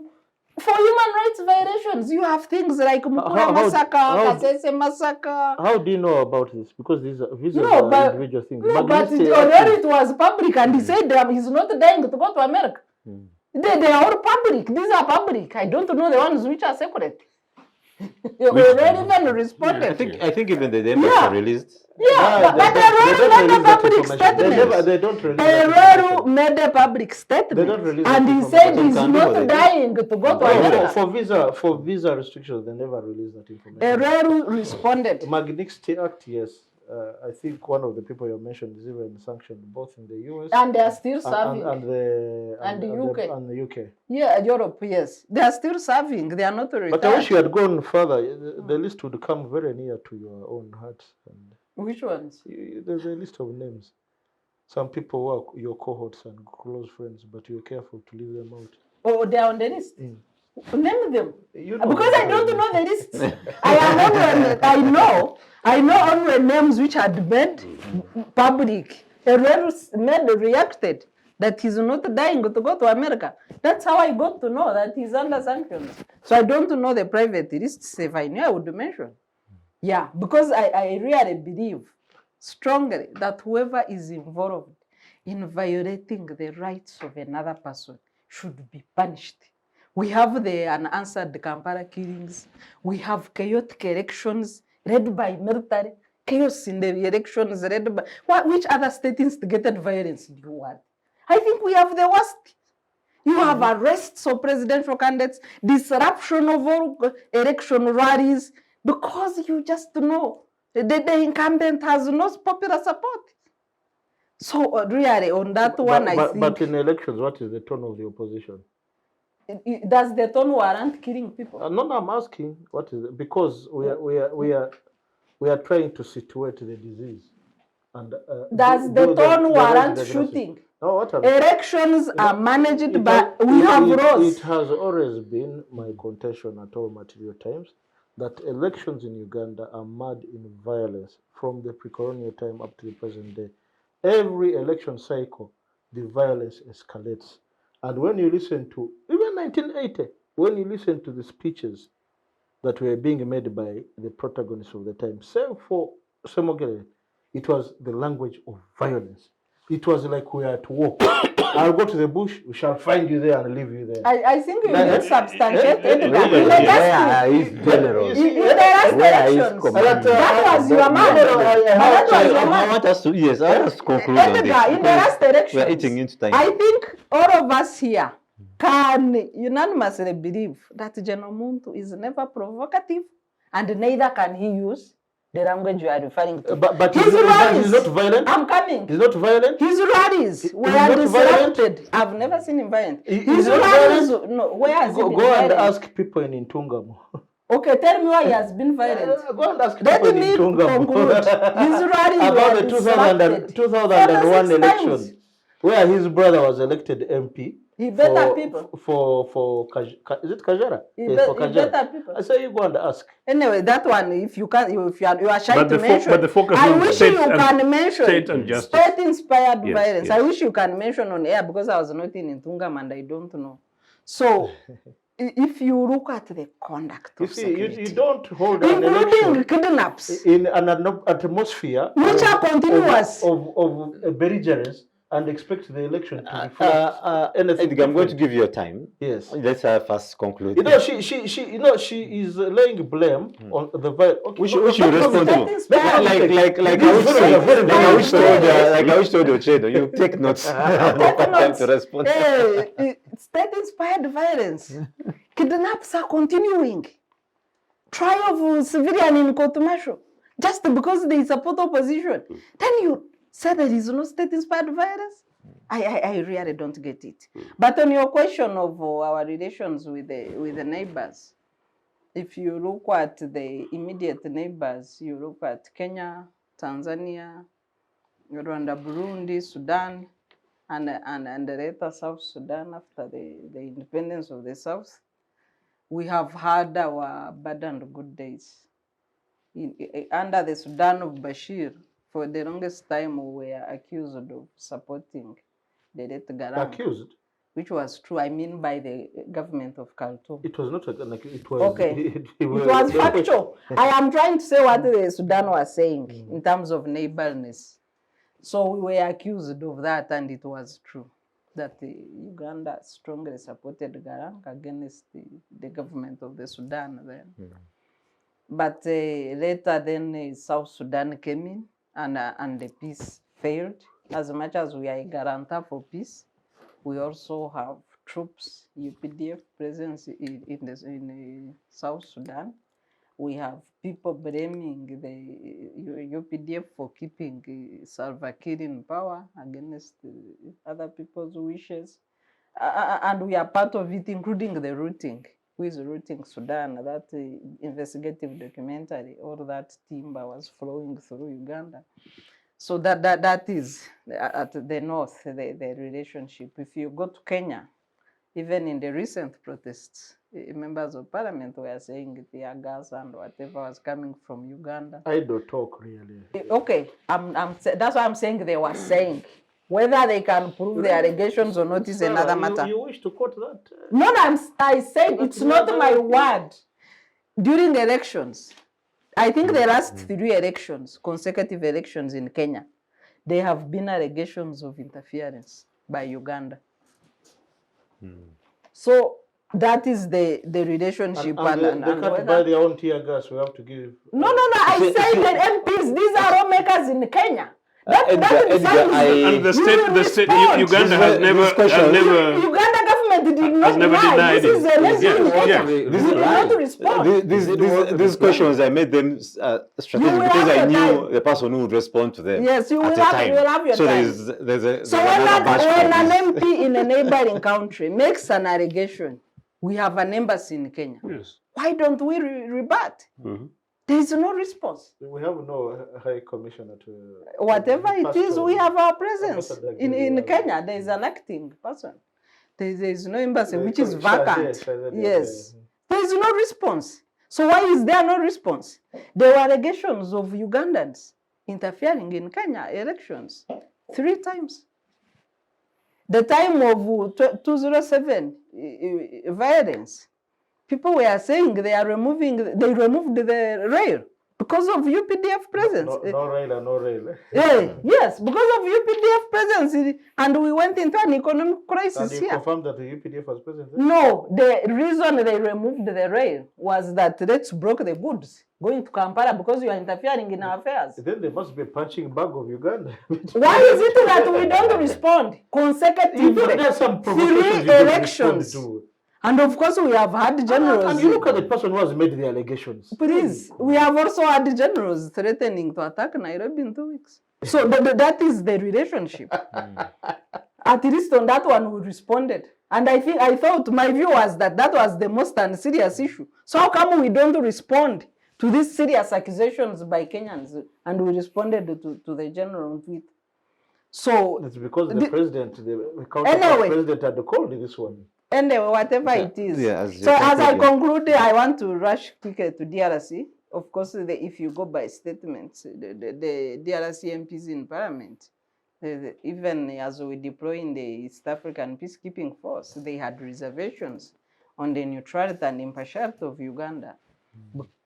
Because of our previous record, the Kisangani clashes from 1999 to 2001, the violent clashes in Kisangani, our role with the likes of Jean-Pierre Bemba, Wamba Diawamba, so our interference, deep interference in DRC. And so I don't know, I hope that we can now coexist peacefully, finally. Of course, Rwanda, Uganda, we had the border closed for 3 years. We have had our ups and downs moments. Is the border when open? we can't talk. To take your goods there and see if you can really sell. Yeah, so I think really that's a demonstration of our relationships with our neighbors. It's really hostile. Edgar, I want to give you 2 minutes because you've used quite a lot of other minutes into Interfering. interjections. On the 2 minutes are what? I want you to respond on our relationship with the neighbors. Uganda has had on and off relations with all its neighbors, all of them.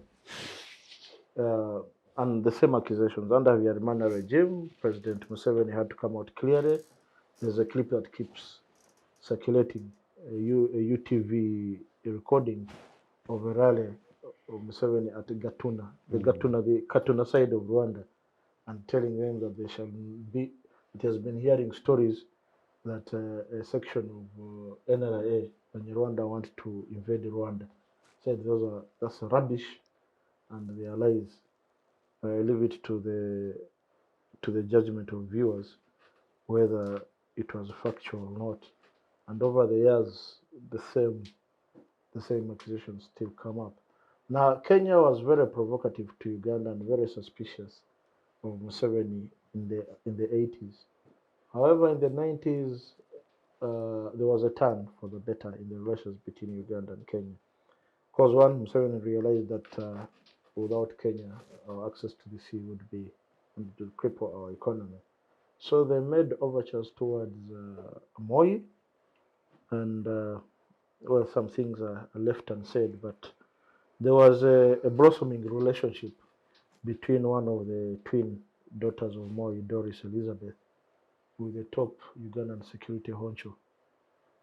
And it ended in tears. No, it didn't end in tears. It cemented the relationship between the two countries and more so the families. But we soon had Moi's children coming to race rally cars here. You remember Jonathan Torotich? But Jonathan had his own issues in Uganda. He had his own girlfriend. I'm telling you what, I mean, the things were not informal. So the things work. Okay. The things were Not informal. You see, many events stand on information that's not available to them. I've always told you that. So, and by the way, one of the people who was very instrumental in all that is a certain Agad Didi. Late Agad Didi. He was very instrumental. I want to mention some things, but remember when he was dropped as a cabinet minister, he worked for a Forte International and Caleb, what was it called? Caleb International. A Forte and Caleb. He worked there as a business executive, and he too became very close to became Defense Union. the Vinta Union, very close, and the same Vinta Union also finds itself involved in the DRC with Jean-Pierre Bemba. But well, I mean, I don't know how much to say and how much not to say. But with the Sudan, President Museveni always wanted to create a buffer between the Islamic Arab North, and the enemy South. So he did everything possible to break apart the Sudan, and it reduced tension. Because remember, they had made it an annual ritual for Antonov. Which they were MiG-29. Antonov and MiG-29 used to come and bombard Kajokeji, Moyo. They would do aerial raids, and I do remember the chairman of LSC5, Moyo. That's when he came to the scene as the top security honcho. Your colleague, Ambassador Phil Pedro. He was very instrumental in trying to diffuse those tensions. And With the Janjaweed and that's how he eventually became Director General of ISWA. Now, for DRC, I've always been at variance with Museveni's policies of the DRC. It's only this time around that I see him getting it right. by following official channels. Okay, let me put it this way. He's doing it through multilateralism. The East African community. So you knew what you were not saying. Thank you, sir. No, initially, Museveni's approach was following. He was following an agenda set by Rwanda. And Rwanda's agenda is really narrow. You've heard of what they call a Lebsram policy, that you can only exist only if you plunder the resources of another country that has more resources than yours. And that is the policy Rwanda is following. Now, Museveni's involvement at most critical times in the DRC has been following that agenda and finds himself entrapped in the things he didn't set out to do, like that court case that we lost at the International Court of Court of Justice. Justice. I can assure you, if you look at the evidence, the where it catches us is we gave our tanks T-25, T-72 to the RDF to do what they did, and their ability fell what? On us. So this time round, and this was our approach with Comrade Chef Ali, late Brigadier Chef Ali, whom I take as one of my mentors in revolutionary theories Militarism. and his militarism is married with the population. He believed in the populace taking the lead in resistance, a homegrown solution, not you come and impose. And his policies were very clear. He tried it in the Congo when he was deployed there. For the first time, the Congolese citizens started inter and intra-community dialogues, even on radios. The Bafulero never used to interact with the Banyarwanda, with Banande, with the Bahema, with the Lendu. So his presence there, he made a very, very significant change. And I see this time round, this time round, that's what we seem to be deploying. And I hope it establishes a lasting political and constitutional order in that country. Yeah, thank you. And to both Awich and Joseph, what are the biggest challenges that Uganda faces today? And of course, how has Museveni's government addressed these challenges, if any? I want to start with you. The biggest challenge is corruption embedded in state capture. And the biggest challenge is the fact that there's corruption embedded in state capture, headed by somebody who's a military guy, imposed himself in the country. He's been in power for 40 years, and most Ugandans are now almost confused. They don't know what to do. They don't know how to get rid of the guy. They can't get rid of the guy through an electoral process. UPC tried to help return the process of multipartyism by defeating his Article 269 and opening up political space that we managed to do. There is no evidence to many Ugandans that can happen, considering what happens during election times. And many Ugandans are now beginning to go back to Muhammad and Jesus, hoping that would possibly help them. It cannot. So I would say that the Ugandans seem to be in a quagmire. What is the other element of the question again? I know we're concluding. We're trying to, how has the government really addressed some of these? Museveni cannot address it because he's unlike Kagame, who's designed strategically to recreate a Rwanda in his image for Banyarwanda. Mr. Museveni has designed Uganda and created it one which is around him, his family, and his followers. Some of the followers could even come from as far as Lango, Kitgum, whatever, so long as they serve a purpose of sustaining him in power. So the answer cannot come from him. The government's, the regime's effort is to sustain and keep itself to perfect its continued existence after 40 years. So maybe the second element of the question is an impossible one, because their intention is to stay in power and nothing else. So sadly, I cannot say anything beyond that. And to say that, well, in this season, may Jesus review the fact that we said for God and my country, and may Jesus help us remember the Republic of Uganda. But may the youth of this country wake up to realize that this country belongs to them, doesn't belong to Museveni alone, doesn't belong to Museveni's children alone, doesn't belong to people who went to break people's necks in Luwero alone, doesn't belong to iron sheet thieves alone. It belongs up to and including iron sheet victims who have been denied. And may it happen that in this country, security forces can't go and whip people anyhow, including in front of Parliament, including people who are victims, Karamoja people. UN complex. Yes, UN complex, but including Karamoja, people from Karamoja who are saying our things have been stolen. They cannot put on banners. They go ahead and get whipped by security services of NRA. May there be a time in which that thing ends. I never thought it would go this much. But since it's about NRA's fundamental change, it has been so fundamental that, yes, Museveni kept himself for 40 years. I normally tell young Ugandans that any government, any democratic government, that takes 10 years in power. Sarah, 10 years is such a long time that there is no miracle you If cannot you are change that. democratic. If you're democratic. 15 years max. Once you hit 15 years, however well-intentioned you are, you become... You need to retreat. You need to go back and recharge. 40 years is a period too long. Ugandan, this country needs change. This country needs new sets of ideas. This country needs new sets of groups of people that will be able to govern Uganda for all the people of Uganda. And I think the youth of this country need to get involved, and particularly backed by the Ugandan elite. And Sarah, do you know what? And indeed, Edgar, my view, the young man, of course, knows what I'm saying.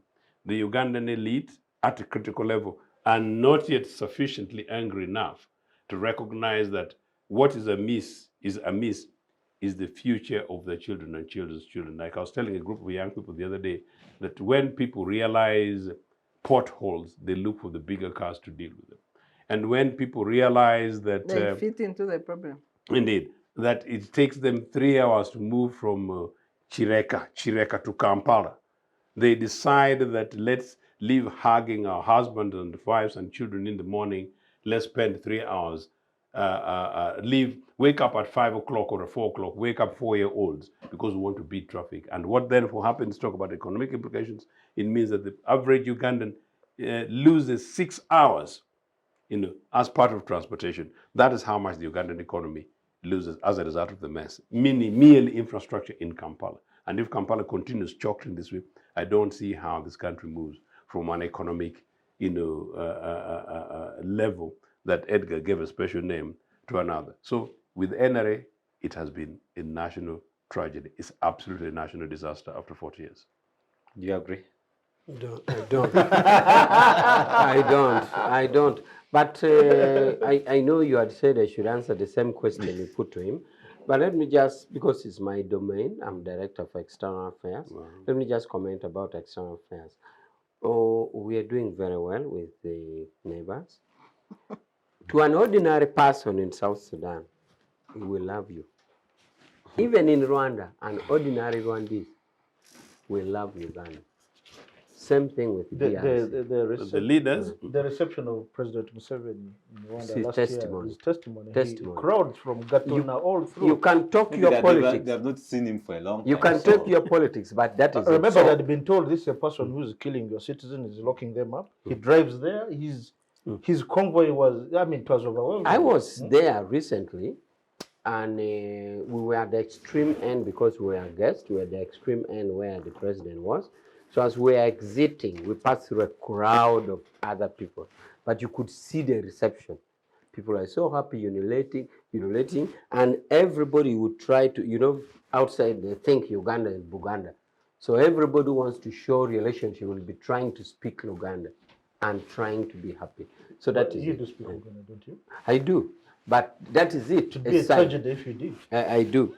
Now, that is to show you how much you are. Of course, Tanzania is our permanent brothers. We have no problem. Kenya also, we are very happy, including Ruto. We are okay. Now, the only thing that remains is that we do so much to liberate our brothers, to help them in time of distress. But we have been accused for lagging behind in investment. Okay? We do so much in South Sudan, but the Kenyan businessmen will go and scoop. We do so much in Congo, some people go and do. Same thing in all these other countries. But we have done our part, including if you stretch to Somalia. The Americans went there, they killed American soldiers and dragged them on the street like a dog. We went there as UPDF, NRA, we stabilized the place. We have helped our friends in South Africa. People think ANC is an old revolutionary party, but we are the ones who liberated South Africa. We trained them in Kaweta here in Nakasongola in tens of thousands, armed them, took them back. They liberated themselves. But they said ANC is a... I don't know why you're referring to ANC. There was also... There was also PSC. Yeah, PSC. So why are you limiting it to ANC? Because they're in power. Because they're in power. So, but we had both These guys PhD. with obsession with power. Yeah, because they're in power. But the PhD and ANC, despite their differences, PhD believed in Azania, Azania. push the whites to the ocean. ANC believed that we can have a rainbow country. That was They had their that was differences. later. So we told them, regardless of your differences, we shall help all of you. To the extent that even their children that they had, the Kadogos, we went with them to school because Museveni said, I'm taking back my children to school. I'm not leaving US, go back. I was with them in entire school. So that is as far as international relations is concerned. We are okay, we are peaceful, we are happy. On the aspect of the current challenges, my brother from the Congress of the People believe that it is corruption.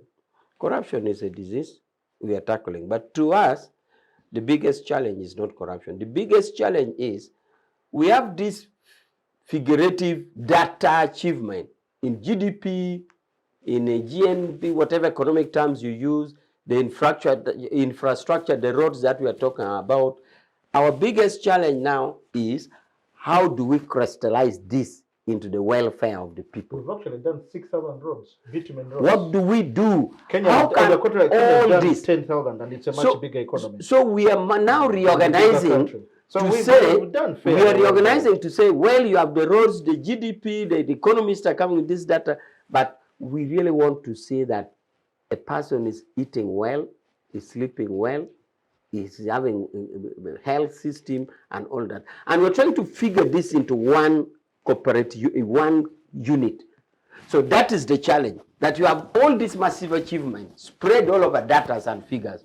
How does Mr. Okello or Tumusime or Mutebi feel in his household? So that is the target now. The ground is fertile and we're targeting that. Apart from that, the mandate that we have for the 5 years, Ugandans should relax. We're doing very well. We're in the steering wheel. Doing very well. And then we shall consult the people in 2026. Thank you very much. Indeed, we shall doing consult very the people in 2026. So it's about you people out there to ask these questions when we come back in 2026. If yes, we really, the promises have been achieved. Thank you very much for being our ardent followers on this conversation. And again, thank you very much, Edgar. Lately, you've been responding so fast to our invitations. Thank you. No, it's only because I take our viewers seriously and more so the panelists. Yeah, thank you. And quite frankly, there are people I wouldn't like to appear with because I mean I have adult children. There are people I wouldn't want to be seen having a conversation with. They lose confidence in me. But importantly, of course, the gang of three, the three here are regular panelists. So yes, DT should become regular. really, yes, From our gang here. We're looking forward to receiving Yeah. you. thank you very much for being with us always here on the Citizens Chat Show, and our viewers there who always send through your comments on Twitter, on the YouTube, the channel itself, Civic Space TV. Thank you very much. We try as much as possible to respond to some of these, and also I'm going to encourage that going forward, our panelists should also be active on responding to some of these, because there are issues that really get back to you, that need there, because they keep asking, why isn't Awich responding to this issue? So we shall now going forward some of the things that we need to keep responding to, so that we have these conversations going as we build up to 2026 and ask the questions of whether these promises And have we been achieved. return the NRM to power because they are doing very well. Or whether it's Mr. Museveni, his son or his son-in-law. Yeah, the conversation still goes on Twitter, on shall YouTube, consult them. but also to our camera crew. Thank you very much for bringing this broadcast to us. For God and my country.